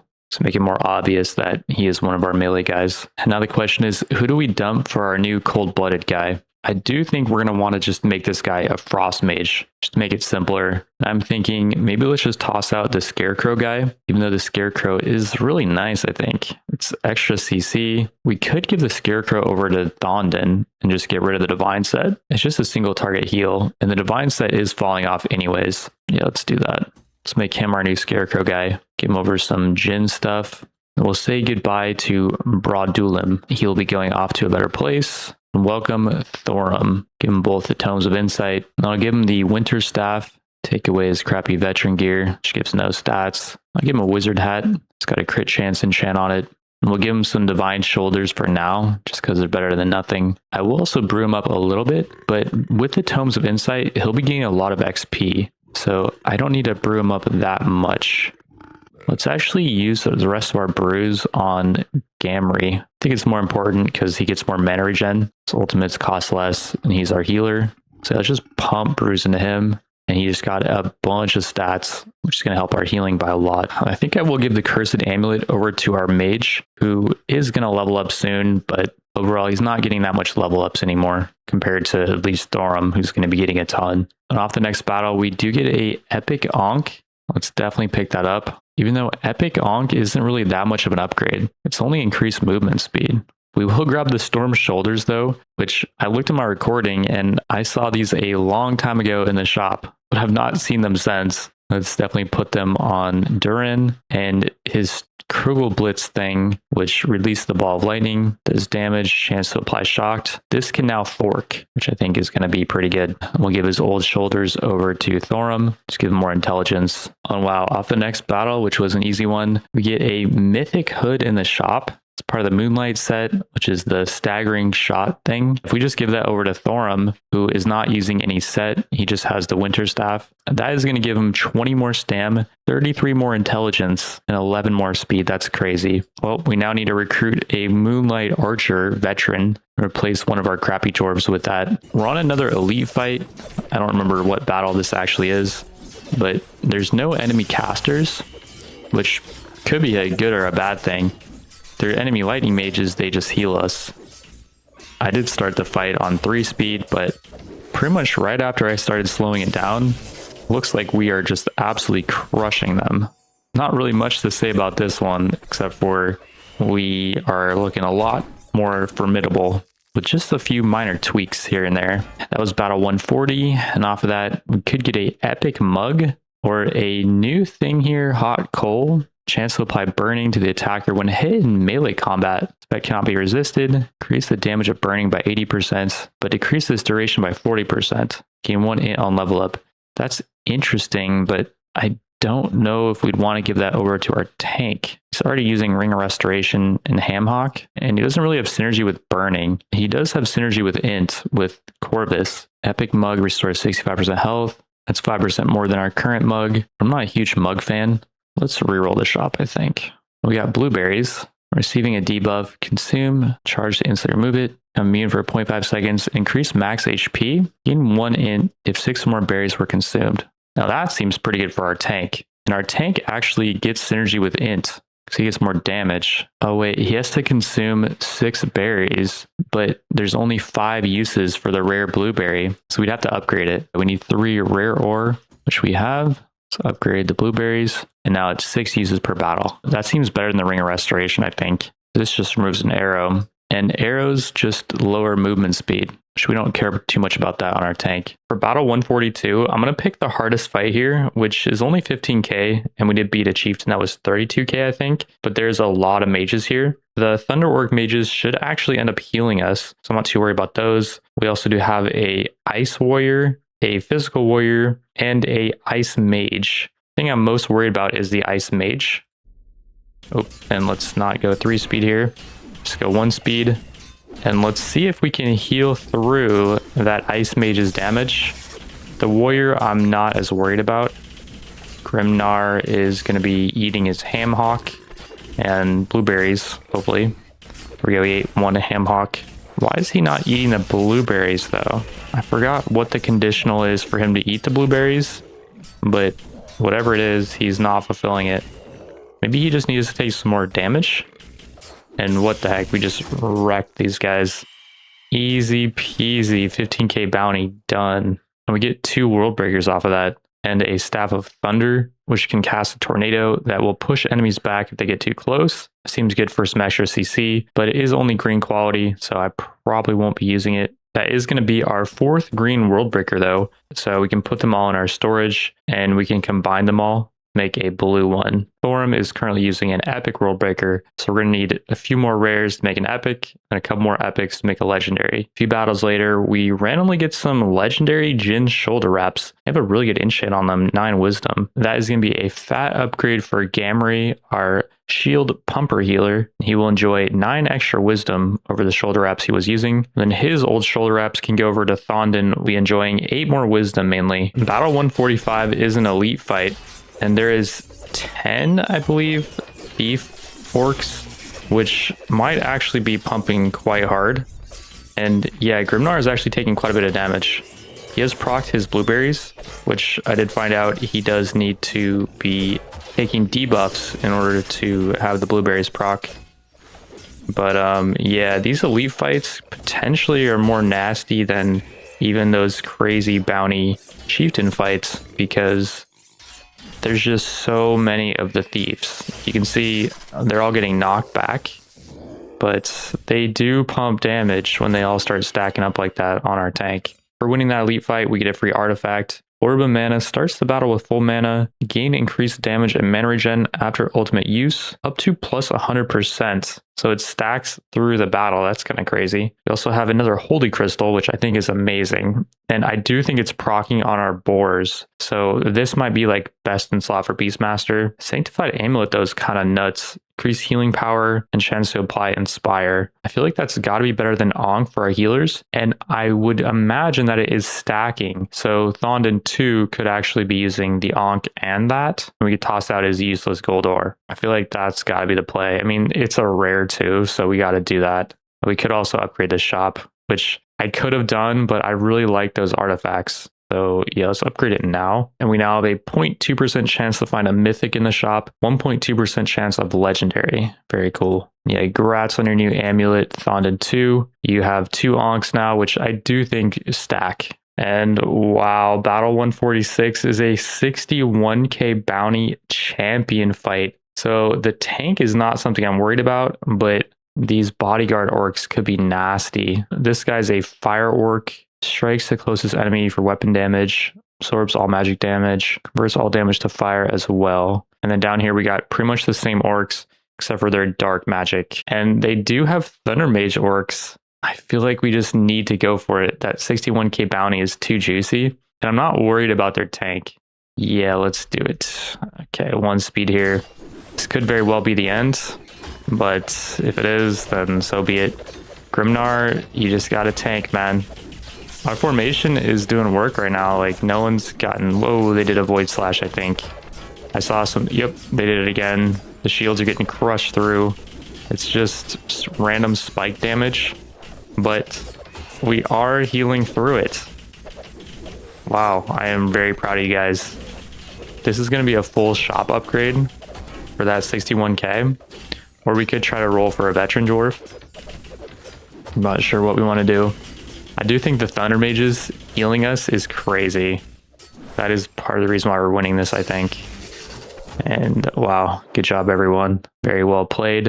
And we do get a Void Sword, which has that Void Slash effect. We absorb magic damage and unleash the Dark Wave. That could be amazing for our Lightning Crystal guy, right? For Tharin, who's got the Holy Crystal that absorbs magic damage and heals. And then he's got the Ring of Thunder. The problem is he is our Beastmaster, and the boars are also getting these effects, I think. So I think for now, we'll keep him as a Beastmaster. And then maybe once we get another Holy Crystal and Ring of Thunder, we could make Thorum our Void Sword guy. And then we will upgrade the shop, I think. And it will unlock the Titan Shoulder Guards, yes. So we can now start seeing that finally. Very cool. Again, that was thanks to the champion fight. And we have a chieftain fight here, which does have a Thunder Mage. Okay, this should be a free win. We can go 2 speed on this and just watch the healing go off from Tharin's Ring of Thunder.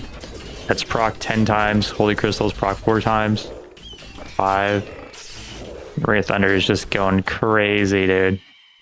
That is probably the best item we have.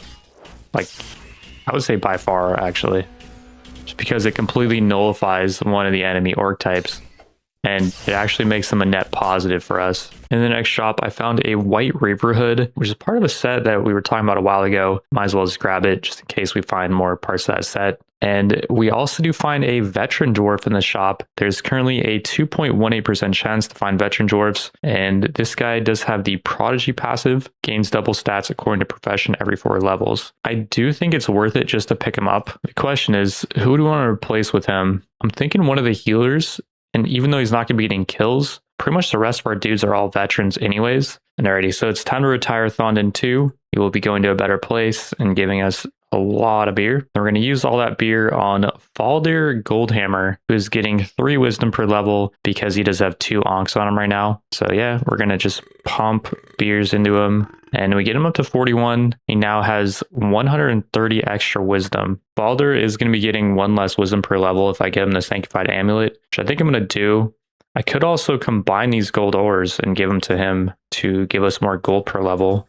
And it gets 80 gold per level now versus, I don't remember what it was before. I think it was 70. I could give the gold ore over to Dondon 1, who's going to be not healing as much. So maybe he doesn't really need the Sanctified Amulet. We're going to replace him eventually anyways.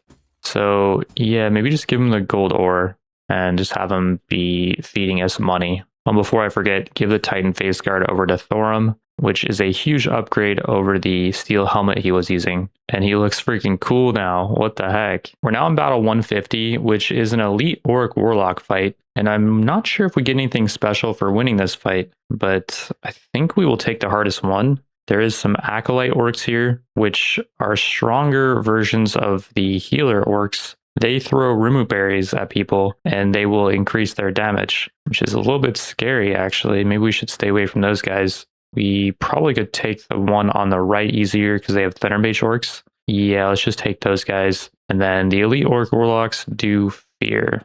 That's right. This should be a pretty easy fight. I do still have the gold ore on our healer, so he's healing a little bit less.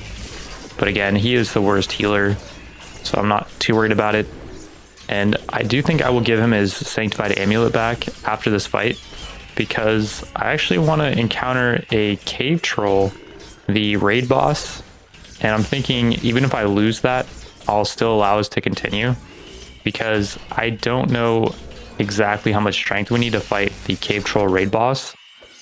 And I do think you can just flee on those fights. Like, we won't go back 10 levels if we lose. So I don't really see a reason why I wouldn't just allow us to challenge the cave troll to see if we can win.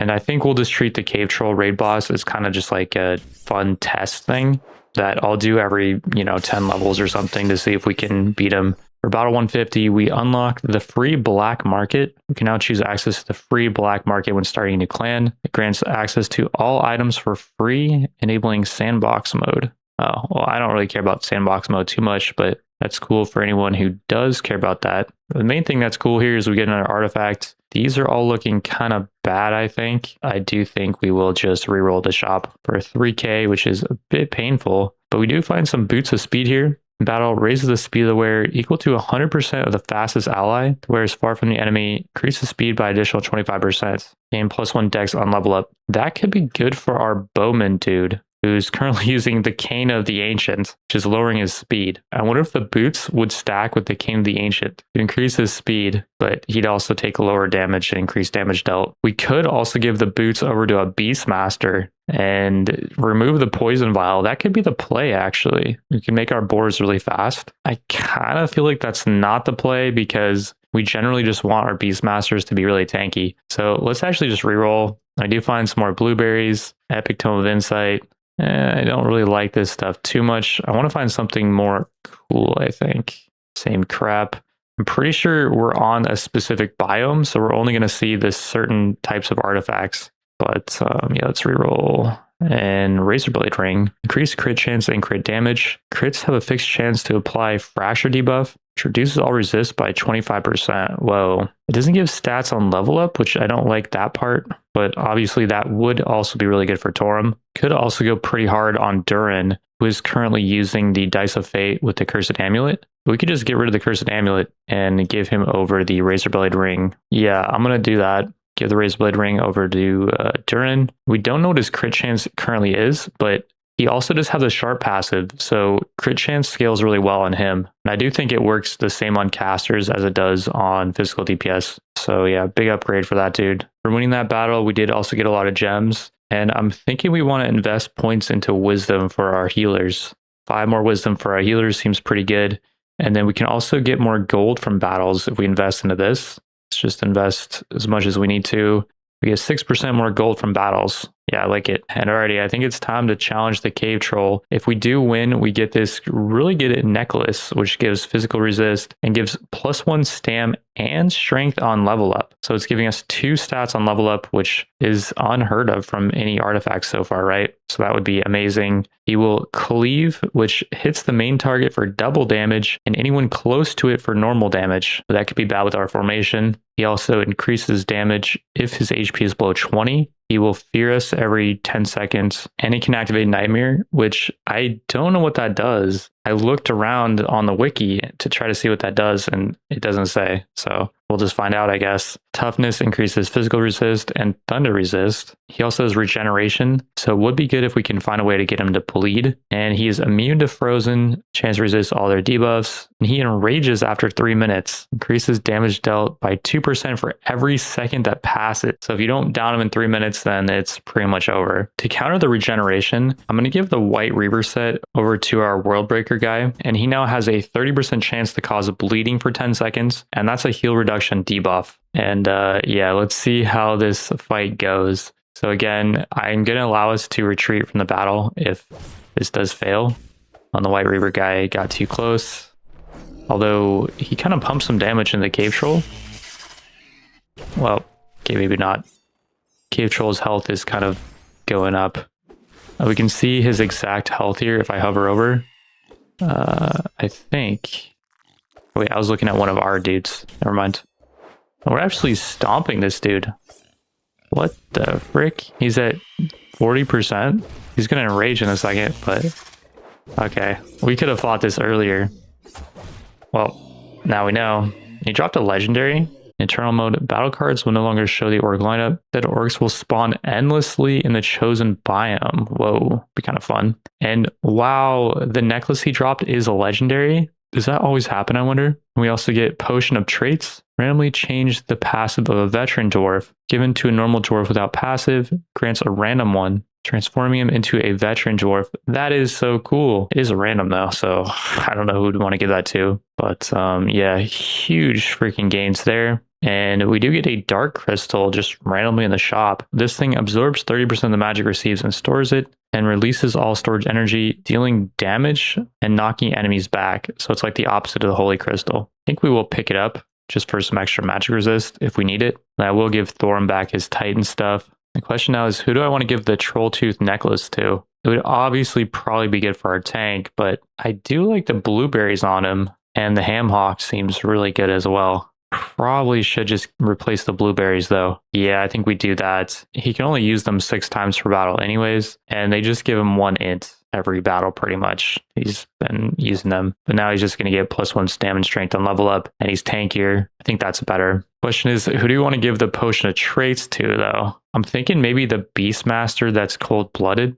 Converts all his damage to ice. I feel like he's not really doing that good with that passive. Could also use it on our veteran dwarf who's the healer. Gain double stats according to profession every 4 levels. That is helping him though. Probably more than our Beastmasters getting helped out, imagine. Yeah, I think the frozen thing's not really helping him that much. So let's use that on cold-blooded Beastmaster guy, right?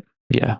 Give potion traits to him. And what does he get now? Extra experience from battles. Kills grant 1 additional XP and beer for the tavern. Oh, I guess he get kills though. Ooh. I don't think he's going to be getting many kills, but we'll see. Should I give him the blueberries as well? Just to give him extra int? We could give the blueberries over to like our mage, who is only level 23. Why is he such a low level? I should beer him up a bit more. Can only give him 1 level from beer. Yeah, maybe I'll just give the blueberries over to our mage because he can receive debuffs. And then when he does, he'll get healed and he'll give int And it might not be as good for, giving him the most amount of level ups he can get. But on the harder fights, I think the blueberries are going to come in clutch. And we'll give the Ring of Stamina back to Durin, the quick learner Beastmaster guy. After beating the cave troll, we unlock the mountain troll, who seems like is just basically a stronger version of the cave troll. It's like higher chance, higher resistances, more regeneration, immune to frozen. We'll try to fight him as well, and we'll see how we do. I did give the White Reaver set back to our dagger guy, and let's see how this goes. And I did give the Sanctified Amulet back to that healer guy who was using the gold ore. Did remember to do that for this fight. And yeah, it looks like we're doing good so far. So we're gonna get another 25k free bounty. Could have done this a while ago, I guess. And here come the piggies. Push them back, piggies. It's funny that we're able to push back this giant mountain troll thing, but that just goes to show how much strength we have. Oh, did the dude get executed at the end there from our mage? Most people leveled up by the looks of things. Thorum got 4 intelligence. Why did that dude get so much intelligence? Oh, it's because he leveled up twice off of that fight. Wow. So yeah, very cool. And we did get lucky earlier because we only got an epic troll tooth necklace this time. Plus we get another potion of traits. The next boss is going to be 2 forest trolls, which are stronger, I think. Yeah, they have more resistances, more regeneration, and there is 2 of them. If we can beat them though, we get a blood necklace, 15% chance to apply bleeding. When killing a bleeding enemy, it will explode, dealing strength damage in an area and causing bleeding. And then gain +1 stamina and strength after battle if the explosion killed 1 enemy. Whoa, so that could be amazing for our White Reaver guy. Oh man, he just got crushed though. Jeez. Although he's getting healed back up. This is a good sign that we're not getting just one-shotted. Is our composition just that good? I feel like we're too clumped up almost. And we're just getting cleaved down maybe. Oh, Durin went down. Okay, yeah, I think we lose this one. We'll probably have to come back stronger with some more other stuff. Durin was a dude in the back though. Oh wait, retreat. Flee. 2, 1. Okay, we fled. And we got out fine.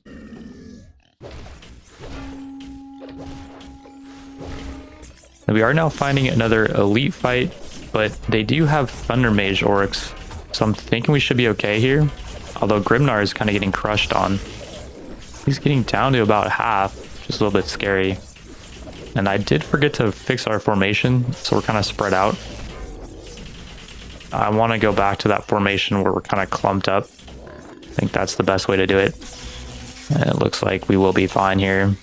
Thankfully, our dwarves did pull through.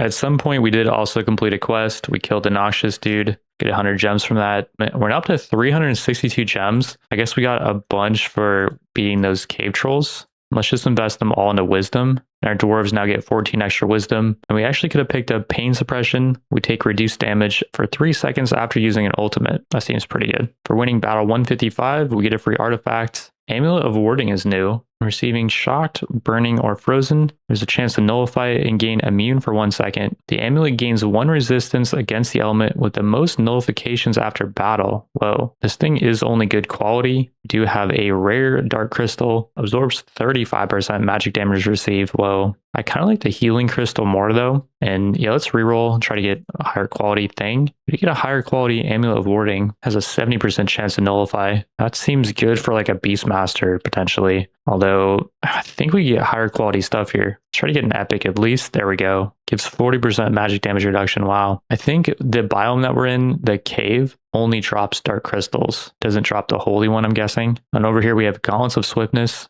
Range only. Increases maximum range. If enemies are too close, jump back a short distance after every basic attack. Whoa, that seems really nice for the cave troll fight. But otherwise, like, our range guy is not really getting killed, and he's not really getting killed on the cave troll fight. It's our mage that goes down, and then like our healers start going down. So I just don't know how good that really is. And it's only rare. I think if we got like an epic one of that, maybe I'd get it. I think for this, I'm going to get the epic dark crystal. And then I guess I'll just replace Tharin's holy crystal with that. It will give us less healing, but it will do more damage damage to the enemy, and it will knock them back, which is kind of damage mitigation. I'm thinking I will give the Holy Crystal over to our other melee, Thorum, for this next fight, get rid of his pickaxe, because it is a 50k bounty champion fight with the Fire Mage champion. This guy's going to be pumping damage. They also have some Priest Bodyguard orcs and some Thunder Mage Bodyguard orcs, which are going to be doing damage back to themselves now. Or should they be healing us? I'm thinking we want the Holy Crystal on our Ring of Thunder guy. We want it to heal us, right? It is only good quality, but we can upgrade it for only 8.4k. Then we can upgrade it again if we get some more blue ore, which we do have.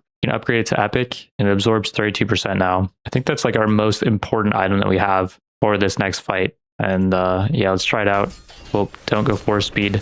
This very well could be our last fight because it's just so much damage that their Fire Mage is pumping out, right? We do have a lot of healers, although Thondon almost went down. I'm pretty sure he got really low. And he is our non-veteran healer, I believe. So he's just a bit squishier overall. As far as the rest of our dudes, though, they're not really taking damage, are they? Yeah, this is just looking like such an easy fight. The heck is going on here? Alrighty, well, we won that super easily, and we get a legendary winter staff that is going to be a pretty big upgrade over the good quality winter staff our mage was using. The stats aren't crazy high, but the damage increase I think is a lot. And we get a chieftain fight after that. This chieftain should be free though, so I think I'm just going to go 2 speed. I'm pretty sure we're going to be fine. We fought a champion with like double the amount of enemies these guys have. I'm just not too worried about it. How's our mage doing, by the way? Durin, was he the one that we gave the legendary staff over to? Or is that our Thunder Mage? That very well might be our Thunder Mage. And Torum, by the way, is falling off. I wonder if the Cane is holding him back. We're on the battle 160 now, which is in our elite fight. And I did take away the Cane from Torum. I gave him another poison vial. The Cane was the thing that was lowering his movement speed, increasing his damage, lowering the damage he takes. And yeah, for this fight, it does seem like the Cane was holding him back. Although maybe this is just a good fight for him, because there's just so many orcs and he's piercing them all. Well, I don't know. He's just smoking right now. I think maybe double poison vial is really good for him. Well, the Durin is starting to catch back up towards the end. I don't really care about the damage at the end though. Off of that battle, we get another Ring of Thunder. One's higher quality, gives more thunder resist. Although, what is this? Tesla coil. 90% chance to apply shock to an attacker when hit in melee. Deals more damage for every target you have shocked in the last 10 seconds. Whoa. That'd be cool for a Beastmaster, right? Doesn't really make them tankier though. I do wonder if we should just get another Ring of Thunder. I do feel like you only need 1 Ring of Thunder, and we could just upgrade our good quality one to make it rare. So, I don't know. I don't really think the Tesla coil is too crazy for our setup. I think we just reroll this.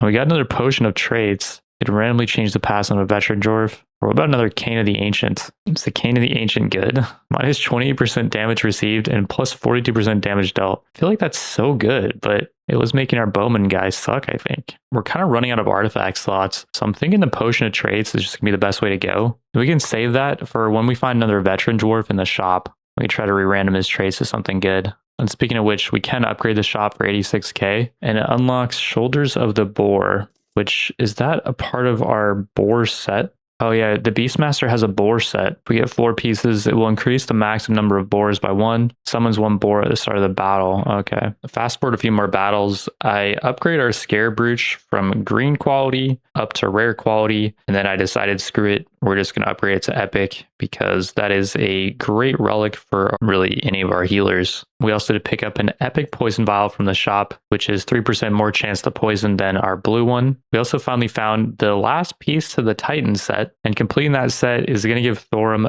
55 strength, 627 weight, and some other stats. Plus Earthquake, his ultimate, now has a 30% chance to cause Fractured. And Fractured reduces the enemy elemental resist. That's going to be super helpful. We also did find a blue quality Titan face guard for him, which is a nice upgrade all around. And I do want to try the Forest Troll again with him having the Titan set, and that might help out.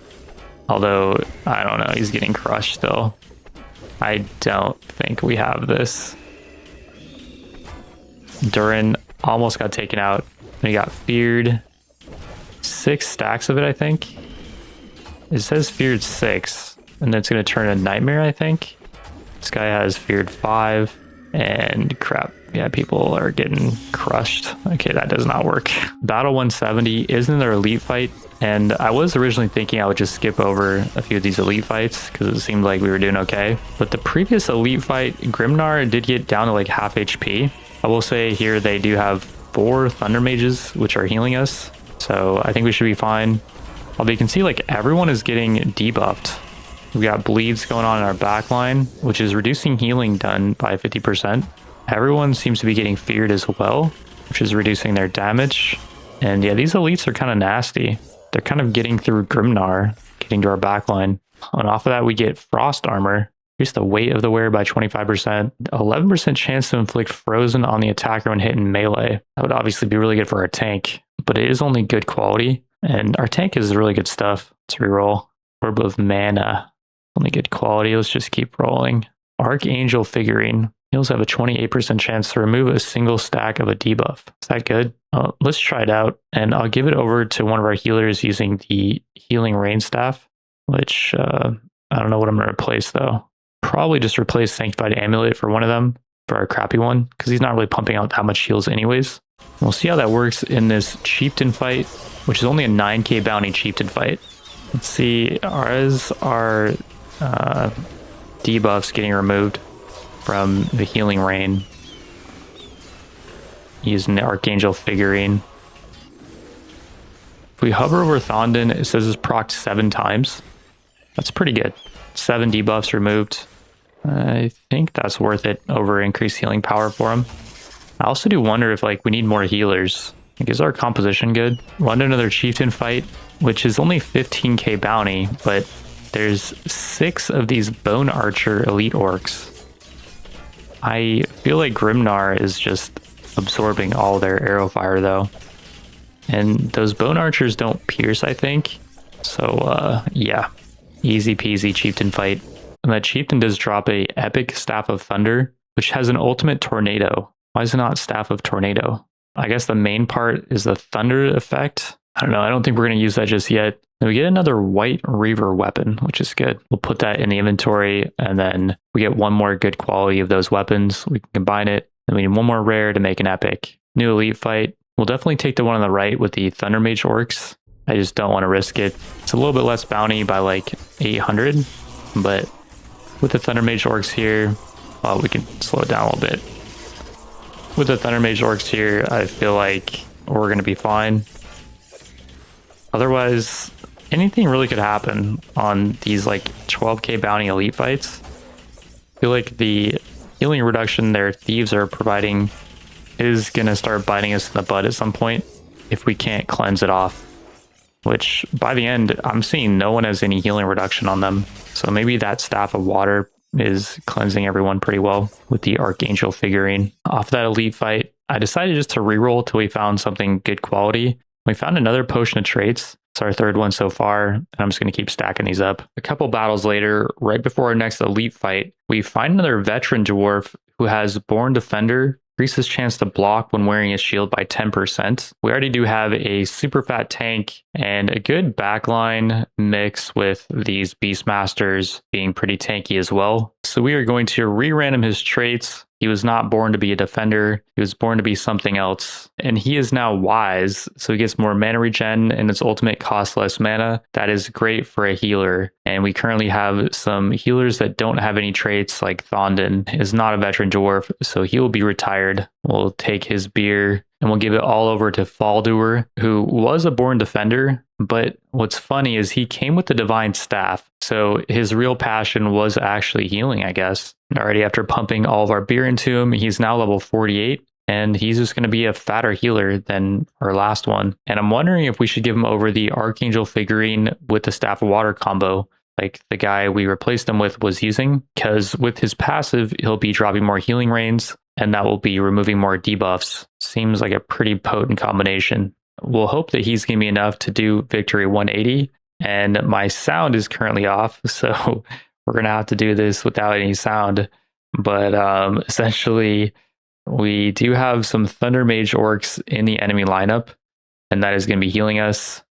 I was a bit worried because they have a lot of Reapers and Thieves that can throw out debuffs, but it looks like we're cleansing them off pretty good. I don't see a single debuff on anyone. For winning that elite fight, we get to choose a free artifact. Now again, we'll reroll till we find something at least epic quality. Cursed Amulet, I don't like that too much because it consumes debuffs. Thornmail though, increases max HP. Thorns cause melee attacker to take 7% of their max HP as damage, 10% chance to cause bleeding. This would be pretty good for the troll fight maybe, because it will reflect damage back, but it is only rare quality. So let's keep rerolling till we find something good that is epic quality. We don't really have a whole lot to spend our money on right now, because if we upgrade the shop anymore, we don't unlock new items. It just increases the chance to find better quality stuff. But we do find an epic Ankh over here too. Might as well take that for our healers. We have so many of them. We have 3 healers using rare quality Ankhs. We'll just give the best one over to our new best healer, or second best healer. This guy with the Jin staff is also wise. And he's using a mythical Jin staff, so I think he's actually better. Why is he using a green quality Jin head cover though? I feel like we can do better with that, right?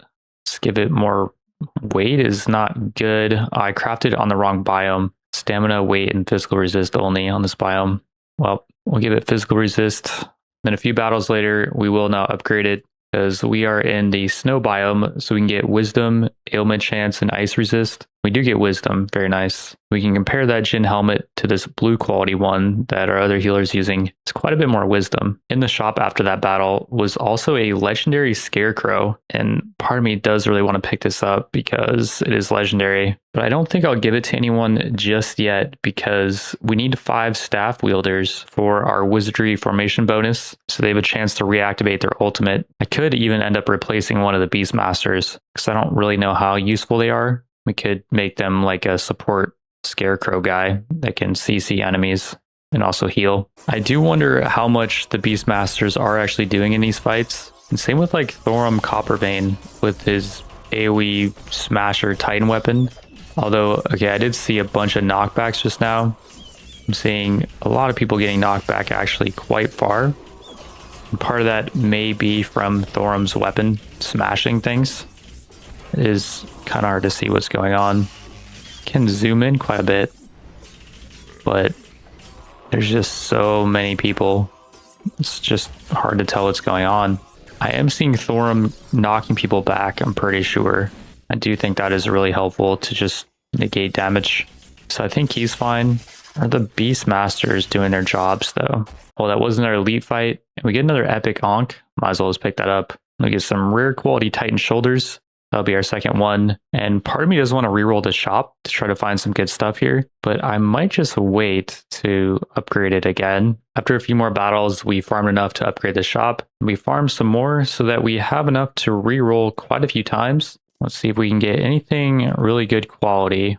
Helmet of the Boar, there we go. Helmet for our Beastmaster set. We just need to finish that set now with another Helmet of the Boar. It's not going to finish it, but we do need multiple Helms of the Boar for our Beastmasters. We'll give one over to Tharin, and he gets crazy stats for that. And 240 weight, so he and his boars are going to be heavier. And we'll give the other Helm of the Boar over to our other Beastmaster, and he again gets a bunch more stats. He is now just missing the Boarmaster shoulder guards or cape or something.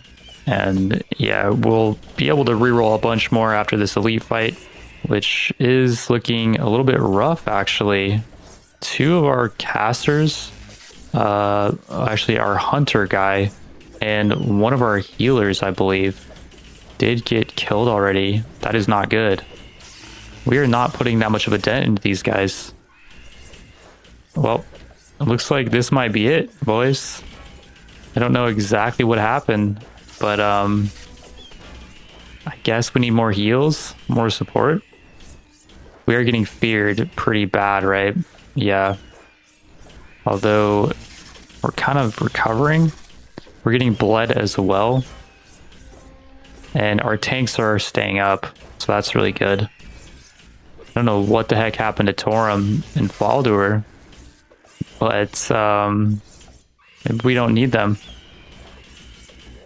I do feel like this game is more of a test on your healing and your tanks rather than how much damage you can pump out. It's looking like that is definitely the case here. I'm really surprised these guys are able to do so much because they do have Thunder Mages. Oh no, Thorum's Steel Shaper goes down. Is this it? The enemy does have healers of their own, so I don't know. We've taken out quite a few of them. They're down to 21 troops. And I am seeing that we are continuing to take them out. I think we might have this, but man, how do we protect our healers better, I wonder? I wonder what even got them.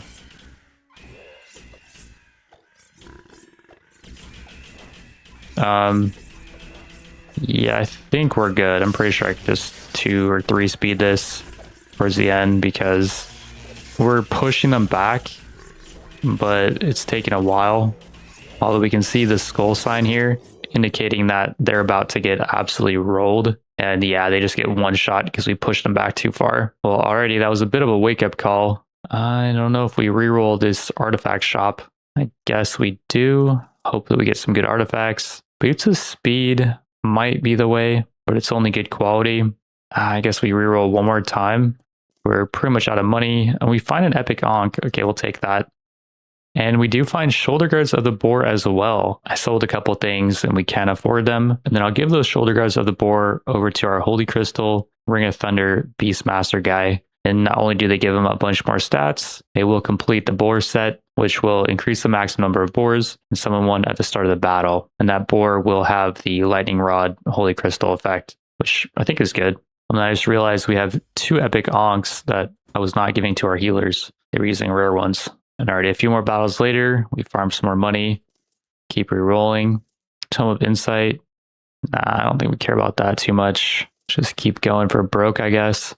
Ember Strike. It's a thief main-hander. Strikes a target for intelligence-based melee damage. Then we'll summon a meteor, which will deal burning damage in an area. That's cool, but I don't think we have anyone to use that. So we'll keep re-rolling. And we're pretty much out of money. Yeah. We are about to get quite a bit more money, though, from a champion fight, or we're just going to lose. This guy does tons of fire damage, but they do have Thunder Mage Orcs that should be healing us. Before we do this fight, I want to give the Cane of the Ancient over to our Archer guy to reduce his damage taken, because we did see earlier that he was getting killed in fights. Let's keep track of Torum's health. Let's watch everyone's health. Dude is shocked, but he looks to be okay. Question is Torum, our Archer, going to be okay? And where is he on the map? I see him, he's pretty far back, and he is kind of struggling to keep up. I'm seeing he's doing a lot of walking, and he's staying behind our healers towards the end, though, which I'm fine with, because that means we won the fight anyways. So he can just hang back, go take a little nap for all I care. And for winning that, we do get a epic quality Jin head cover. We'll give that over to our other healer, give him some extra stats. No extra wisdom, though, because the enchant. And in the shop is a glacial crown, and that's the last piece Thorum needs to complete the glacial set. Unfortunately, the glacial crown is much worse than his mythical helmet he's using, at least the intelligence is. It does give him a lot more wisdom, though, and wisdom will make his ult cool down quicker so that he'll get more blizzards off. And blizzards do have a chance to apply frozen, and now with the frost set, there's a 50% chance to chill as well, which will reduce movement speed and mana regen and stack up to 5 times. It's really good to chill the enemy, I would imagine. Question is, who do we give the mythical Moonlight Hood over to? It's not even that much better than our other mage's helmet, and he is using the Stormcowl set anyways, so we wouldn't want to replace that. I'm thinking no one is going to be using this till maybe we could give over the hood to like Torum. If we get him the Moonlight set, I think we'll just hold the helmet for now. I also might as well upgrade the Glacial Crown, as we do have a chance to get more wisdom. On the rare stat is Ice Resist, or Ailment Chance might be good. It's like more chance to freeze and apply chilled. Yeah, I think that's the way to go. Let's do it again. We get more Ailment Chance, yeah. And the helm now gives 4 Ailment Chance, so 4% extra chance. After the next battle, I'm looking in the shop, and I'm finding quite a bit of Jin gear. Reroll a few more times, and we find some epic Jin shoulder wraps as well. charges way better than the rare ones that Valder was using. We can combine 3 Jin helmets to make a legendary. We might as well do it. And this one is quite a bit better than the rare Jin helmet that Valder is using. We'll give the legendary one over to our Jin set guy, who's using 2 legendaries now and a mythical. I rerolled the shop again. I'm finding more Jin gear. So if we want to find healer gear, this is the place to do it. I do wonder where I find Beastmaster gear though. Should probably go to a biome that can drop that stuff. Like this one on the left can actually drop Helmet of the Boar and Shoulders of the Boar. And it is an elite fight, but they do have Thunder Mage orcs. So we should be fine here. There is a whopping 46 of them, which is looking a little bit terrifying. But I'm looking at Grimnar's health. I'm not seeing him drop below 75. So I don't think we should have too much problems here. I'm noticing Torum is just pumping damage here as well. I think the Cane is actually super strong for damage dealers because you don't really need your damage dealers to be moving fast, I think, especially if they have a bow. So yeah, I'll just keep that on them for now. For winning battle 195, we get a free artifact, and I don't think we need another Razor Blade ring. So let's just reroll the shop. Look for something slightly better. A hot coal is epic. Pretty high chance to apply burning to the attacker when hit in melee. Might as well just grab that just in case we can throw that on our tank if we need to. And mainly I wanted to save gold to reroll so we can try to find some good Beastmaster stuff here. Shoulders of the Boar. That is actually the last piece we need to finish the Beastmaster set on Durin as well. That's going to give him quite a few more stats that he needs. I'll also try giving the hot coal over to this Beastmaster, and that will make his boars burn when they get hit. He is losing the HP regen every few seconds, but we do have good healers. I will watch his HP in this upcoming chieftain fight, which is 16,000 bounty. It's not crazy, and it's not even really too worth showing. Although I am seeing a lot of the enemy burning. Maybe that's due to his hot coal. Oh wait, it was Durin actually that had the hot coal, and it did proc 7 times in that battle. And off of that, we get a new staff, the Serpent Set staff, which interestingly applies burning, but then with the set, it can apply poison as well. It's like a fire snake. Well, that's some more burning synergy if we need it. We're now in battle 200, which is an elite fight, but unfortunately they don't have any Thunder Mage orcs to heal us. Thinking let's choose this battle on the right because they don't have a whole lot of casters. And normally I do like casters if they're Thunder Mage orcs, but these guys just don't have any healers at all. So whatever damage we do to them, it will be just sticking on them. And I'm thinking we can just, you know, out sustain them, if you will. These elite fights also do apply bleeding to us, so it gets a bit sketchy if the enemy has a bunch of healers and, you know, maybe we get some bad RNG and they apply bleeding to a lot of us and then we just can't heal it back up and we lose. And yeah, as I thought, this battle was fairly easy. And for winning battle 200, we get another artifact. Do we get a champion though as well? No, we don't. I thought every 100 victories you get a free champion, but I guess it's just after victory 100. Well, that's pretty lame. I think I'll just take the Epic Tome of Insight and combine it with our other one if we find another Epic Tome of Insight. And I'll just save our money so we can eventually upgrade the shop. We will also try the Forest Troll again, which we've not tried for like 30 battles. And I did put the White Reaver set on Thorum. And let's see if his bleeding is going to be enough to keep these trolls from regenerating. I'm seeing we're putting a little bit of a dent in these trolls. Their HP is at like 80-ish. And he's applying bleeding to both of them, which is kind of surprising. Oh, we're starting to lose people. Okay, I think we flee. Yeah, we only got them down to like 80 before we started losing people. I find a few more rare Titan shoulder guards from the shop, and we upgrade them to give them quite a bit more strength. I also found a legendary Helmet of the Sun Archer from the shop, which is quite a bit more stats for our bowman. The next elite fight is 13k bounty, but again, they don't have any priests, so I think we should be fine here. They do have some Fire Mage orcs, but I think we should be okay with that. At least we should be more okay than if we chose the other fights, because the other fights have like Fire Fang orcs, which are the higher tier versions of the Fire Mage orcs, I think. They do have melee weapons, but they can call meteors on us, which sounds a little bit terrifying. So yeah, I think this was the best fight to choose. And we just absolutely rolled them. Off of that, we do get a epic quality gold ore. Might as well just take that. Sells for 8k if we just want to sell it. I'm not really sure who to give that over to. Maybe like Thorum, because it will increase his weight and elemental resist. And his mug's not really doing anything anyways, especially on the easier fights. I just feel like he's not really getting low at all. Like we can see his HP. It's getting to 75-ish. Oh, it did go a little bit below 75. But yeah, on these easier fights, we might as well just give him the gold ore. And when he does level up, like he just did, we get a lot of extra money. I think it was like 5k extra. And with that money, we will upgrade the shop again, just increase the chance for legendaries and mythicals mainly. And then we should actually check out the rune circle because we have a lot of unspent gems. I forgot to grab pain suppression, which reduces damage taken after using an ultimate. Let's grab 2 points in that. So we get 7.5. Okay, let's actually just max that out, I think. We get 12% damage reduction after using an ult. That did cost a lot of gems to max, though. And what is this? Apply Blessing and Protection to the target on critical heal. I don't think our healers are really critting that often, so I don't know how good that is. Can max out the Path of Wisdom, though, and we can unlock the Paladin. Paladins can heal close allies when they block an attack. That could be interesting. We need some more gems to unlock it, but if we do unlock it, who do we want to make into a paladin? Maybe Thorum? Situationally, making him a kind of off tank could be really useful. We're now in another elite fight, and this is actually looking a little bit sus. They are throwing out a lot of... Oh my goodness, our backline just got shredded. The enemy is throwing out... Holy crap, we lost like all of our casters.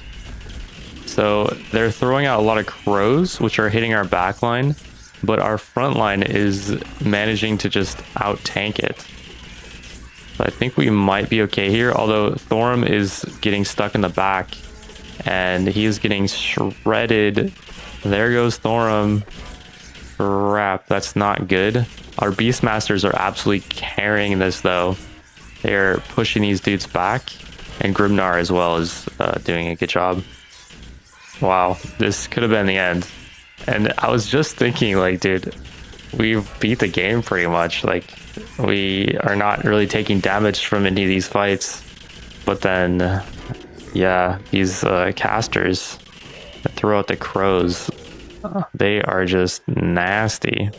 Thankfully, Beastmaster carry, though. And yeah, that was almost a full wipe. Holy. As we've been grinding battles, we've been getting a ton of ore. And I'm going to upgrade our main tank's gear. Something I should have done quite a long time ago. And crap, I forgot to make sure that we're in the right biome. Give them crit chance or fire resist. I mean, fire resist probably is the way, right, for a tank. The rare stat is the crit chance, but I think we'll just give them the fire resist. Okay, we made it to the forest biome where we can get strength, speed, and poison resist, which I think all those are actually pretty good for our tank. Let's also combine all this ore, combine it to get the best quality ore. That's going to bring us up to 8 epic only, which is not enough to make 3 legendaries. If we do make 3 legendaries, though, we could make one of his things mythical, like his shield. Maybe we should save to do that. Or we have to combine 4 to make a legendary. Okay, wait, let's just upgrade what he's got. Let's see how much more stats we get. +2 speed on the tank, I think, is actually pretty good, because we want our tank to be moving quick. It's like the only person I really care about having speed on. And aside from the speed, he gets some nice stat upgrades, not anything crazy. Let's try the wings as well.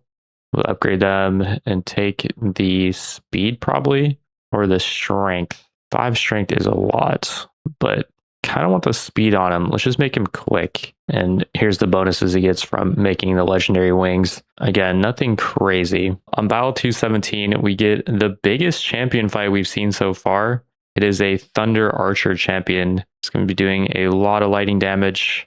Thieves are physical, and then there's some ice mages as well. I will give the gold ore over to our Beastmaster, who was using the hot coal, and that will give him some more elemental resist. But overall, we don't have any great relic options to help deal with this, and we're getting shredded. This might be it.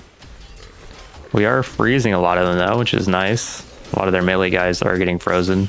We've taken out about a half of them already. Thorum's about to go down, but he does have the mug back on him, I think. He's fractured, so he has lower elemental resist. We are getting chilled as well. You can see our tank line is getting just frozen by all their mages. And there is an item to help you counter that, but unfortunately I did not pick it up. There's some artifact where like after you take some specific type of damage, you can become immune to it. And that would be really nice for a fight like this. Looks like we might not need it though. We have persevered and we're making it to their chieftain. It's now only a matter of time before we push him back far enough. This dude is heavy though for an archer. He is holding his own against our massive wave of boars and tank line guys. We do eventually push him back too far though, and that's going to be it for him. Off of that battle, not only do we get 75k, we do get a new weapon here, Equinox, part of the Demon Hunter set. And if Chakram Throw hits a target with less than 10 mana, we'll apply a stack of Poisoned. This is the offhand, so I'm guessing the main hand does the Chakram Throw effect. And we'll keep an eye out for that. With that 75k, we'll now upgrade the shop. Bit higher chance for a mythical. And we do have a Moonlight Quiver, which is a part of the Moonlight set. And this has a chance to apply Frozen. This might be better for our archer, just to add some extra CC. So right now he's just pumping damage, but not applying any CC. We still do need a good quality Moonlight Bow and a Moonlight something else though. Oh, and what the heck is going on? In this next battle, Grimnar went down to something. Well, I'm not sure why, but looks like we might lose here. Thorum is holding his own though. Yeah, I just don't know what happened there. I'm guessing we CC'd them all, and then they all became unfrozen at once, and then they just mauled our tank with just, I don't know, massive damage. What the heck happened there? Somehow we are holding our own though. And I do wonder if Grimnar is now too fast. And he maybe got too far ahead of the healers or something.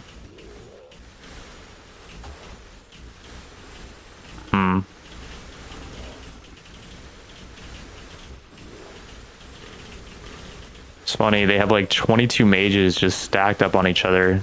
It's constantly throwing out freezing.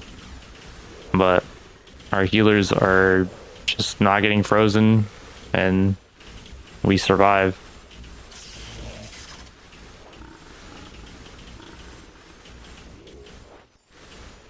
It's funny though, we just can't get to their mage line. Or I guess we can, or it looks like Thorm's gonna plow his way through. And okay, we do survive. I don't know what happened there. That was weird because it wasn't even that hard of a fight. It wasn't a lead or anything, just a 6.7k bounty fight. What the heck? On the next fight, Grimnar is going down as well. What is going on here? We just lost 2 people in this fight. I don't know exactly what's going on. We're fighting some new types of orcs that are like throwing ricocheting axes or something. And yeah, we just lost both of our Beastmasters on this fight. We did complete a couple quests. We forged some items and we killed the Mutilator orc. And with the gems we get from that, let's unlock the Paladin. Maybe we could even give him the Blessing and Protection buff as well. And do we get the Blessing and Protection buff? Or what about this down here? Increases gold gain from battles. Let's increase that. Got a couple more percentage gold. And I'm not sure what else we want here. Maybe the Blessing and Protection buff's actually good. I don't know how much our priests are critting, but I'm seeing there's not that many great options here. If we do crit, it's 30% reduced damage taken, which seems pretty good if we are critting at all. We can now buy some Paladin gear. Justice gives a 10% chance to apply Inspire buff when healing. So I guess Paladins can heal, even though I don't think it says it here.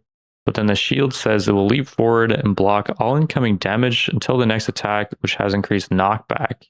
Okay, let's buy that stuff, and then we'll keep an eye out for other pieces of the Paladin set. We do have another elite fight. This one on the left does have Thunder Mage orcs though, and they don't have the Crow guys, so I think we should be fine. And yeah, I'm seeing Grimnar is getting pretty far ahead from our main group at the start, so maybe he is too quick. Although he wasn't that far ahead, so maybe it's fine. He's just taking a lot of damage now. I don't know. I guess he's not as tanky as he once was. Might need to change around his artifacts. I think he's using like pretty much our best stuff though. Like he does have the Ham Hawk, which is healing him. And then the Troll Tooth Necklace is giving him damage reduction. We could give him some type of elemental resist though. It could be elemental damage that's just kind of shredding him. Could give him some item that absorbs like 40% of the magic damage he takes and puts that back on the attackers. You trade out Ham Hawk for that. I do really like Ham Hawk though because it's proccing in like every fight and it's just giving him 30 weight after every single fight, which is crazy. We could also make Thorum our kind of magical tank. So in fights that are magic heavy and Grimnar goes down, Thorum can just take over and absorb a bunch of magic damage. I guess that's kind of what our Beastmasters are doing. Because if you look, I mean, we got Tharin with the Holy Crystal plus the Ring of Thunder. Those are countering the Thunder Mage orcs. And then I did give Thorum the Dark Crystal. So he is kind of fulfilling that role of being the magical tank. It's working all right. I guess this is fine for now. And then I could also make him our Paladin if needed. He just doesn't have much wisdom. So I don't know how good of a Paladin he'd be. The very next fight is a Chieftain fight. And they do have a lot of Poison Arrow Bowman orcs, which we're about to find out how terrifying those are. So far, it's looking like they're not that terrifying, which I can kind of imagine because it just seems like Poison Arrow Bowmen are just going to be hitting our frontline tank guy and not really putting too much of a dent in him. They are pushing him back, I think, every time they use their staggering shot ability. So you can see he's kind of being pushed back behind our Beastmen. But once he does get pushed back, our Boars are just kind of pushing through and they're helping to tank. We got another Chieftain fight against an Ice Mage guy, but he doesn't have any Ice Mage supports really. And he doesn't have any healer supports. So I think we should be fine here. Yeah, without any healers, we are just nuking through them so quick. This next fight should be kind of funny. The enemy has 20 healers throwing out Rumu berries. So, yeah, it just looks like, I don't know, some type of massive win jackpot thing. Or, I don't know, maybe like there are a bunch of little pinatas that we're just knocking. And berries are just spilling out as we're blasting them. In hindsight, this could have actually been kind of terrifying because the Rumu berries do actually increase your damage done when you eat them. I don't really think about that aspect of it, but the enemy doesn't really have any damage dealers. And I think they did have a couple of Thunder Mage orcs as well. So, yeah, it's pretty free. We're just pushing them back over time. It was just a funny fight that I thought I would show. Speaking of Rumu berries, by the way, I still need to find a good quality Rumu berry staff. So one of our priests definitely could start throwing out Rumu berries to people. Oh wait, what the frick just happened? Wait, what? We lost? What just happened, bros? Well, GG, I guess. I don't know what killed us there. We were pushing the enemy back, and it wasn't like we got pushed back, so we took a bunch of damage. We were pushing them back the whole time. I'm guessing the Rumu berries stack or something, and their fire mage just ate a bunch of Rumu berries and ulted us. I don't know, it was just some crappy fire mage orc though. I'm pretty sure they didn't have any like elite orcs or champions or anything. It was just a normal fight. Well, that's gonna be it for the run. I do want to try the forest troll one more time, just hypothetically see if we could have beat the forest troll. And I do also think that if I gave Thorum our White Reaver set and he was applying bleeding there, we would have been fine.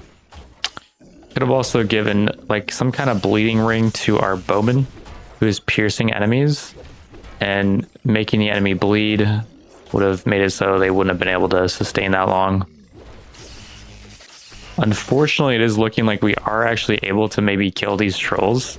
So we could have had some really good bleeding synergy from the neck piece they drop. Yeah, we're hitting them really hard. I think we might have this. It's going to be close. Oh, never mind. We are losing a lot of people. Oh, and I forgot about these guys in rage effect when they're low. I'm pretty sure that's what happened. And alrighty, thanks for watching. If you got to this point and you liked it, then drop a like. And let me know if you have any input on, different strats I could do on different runs in the future. There's a new season coming pretty soon, so I might be playing that. Apparently there's going to be a lot of new content with that, and I got some other stuff I'm working on. If you have any ideas on what you want to see, then drop a comment below.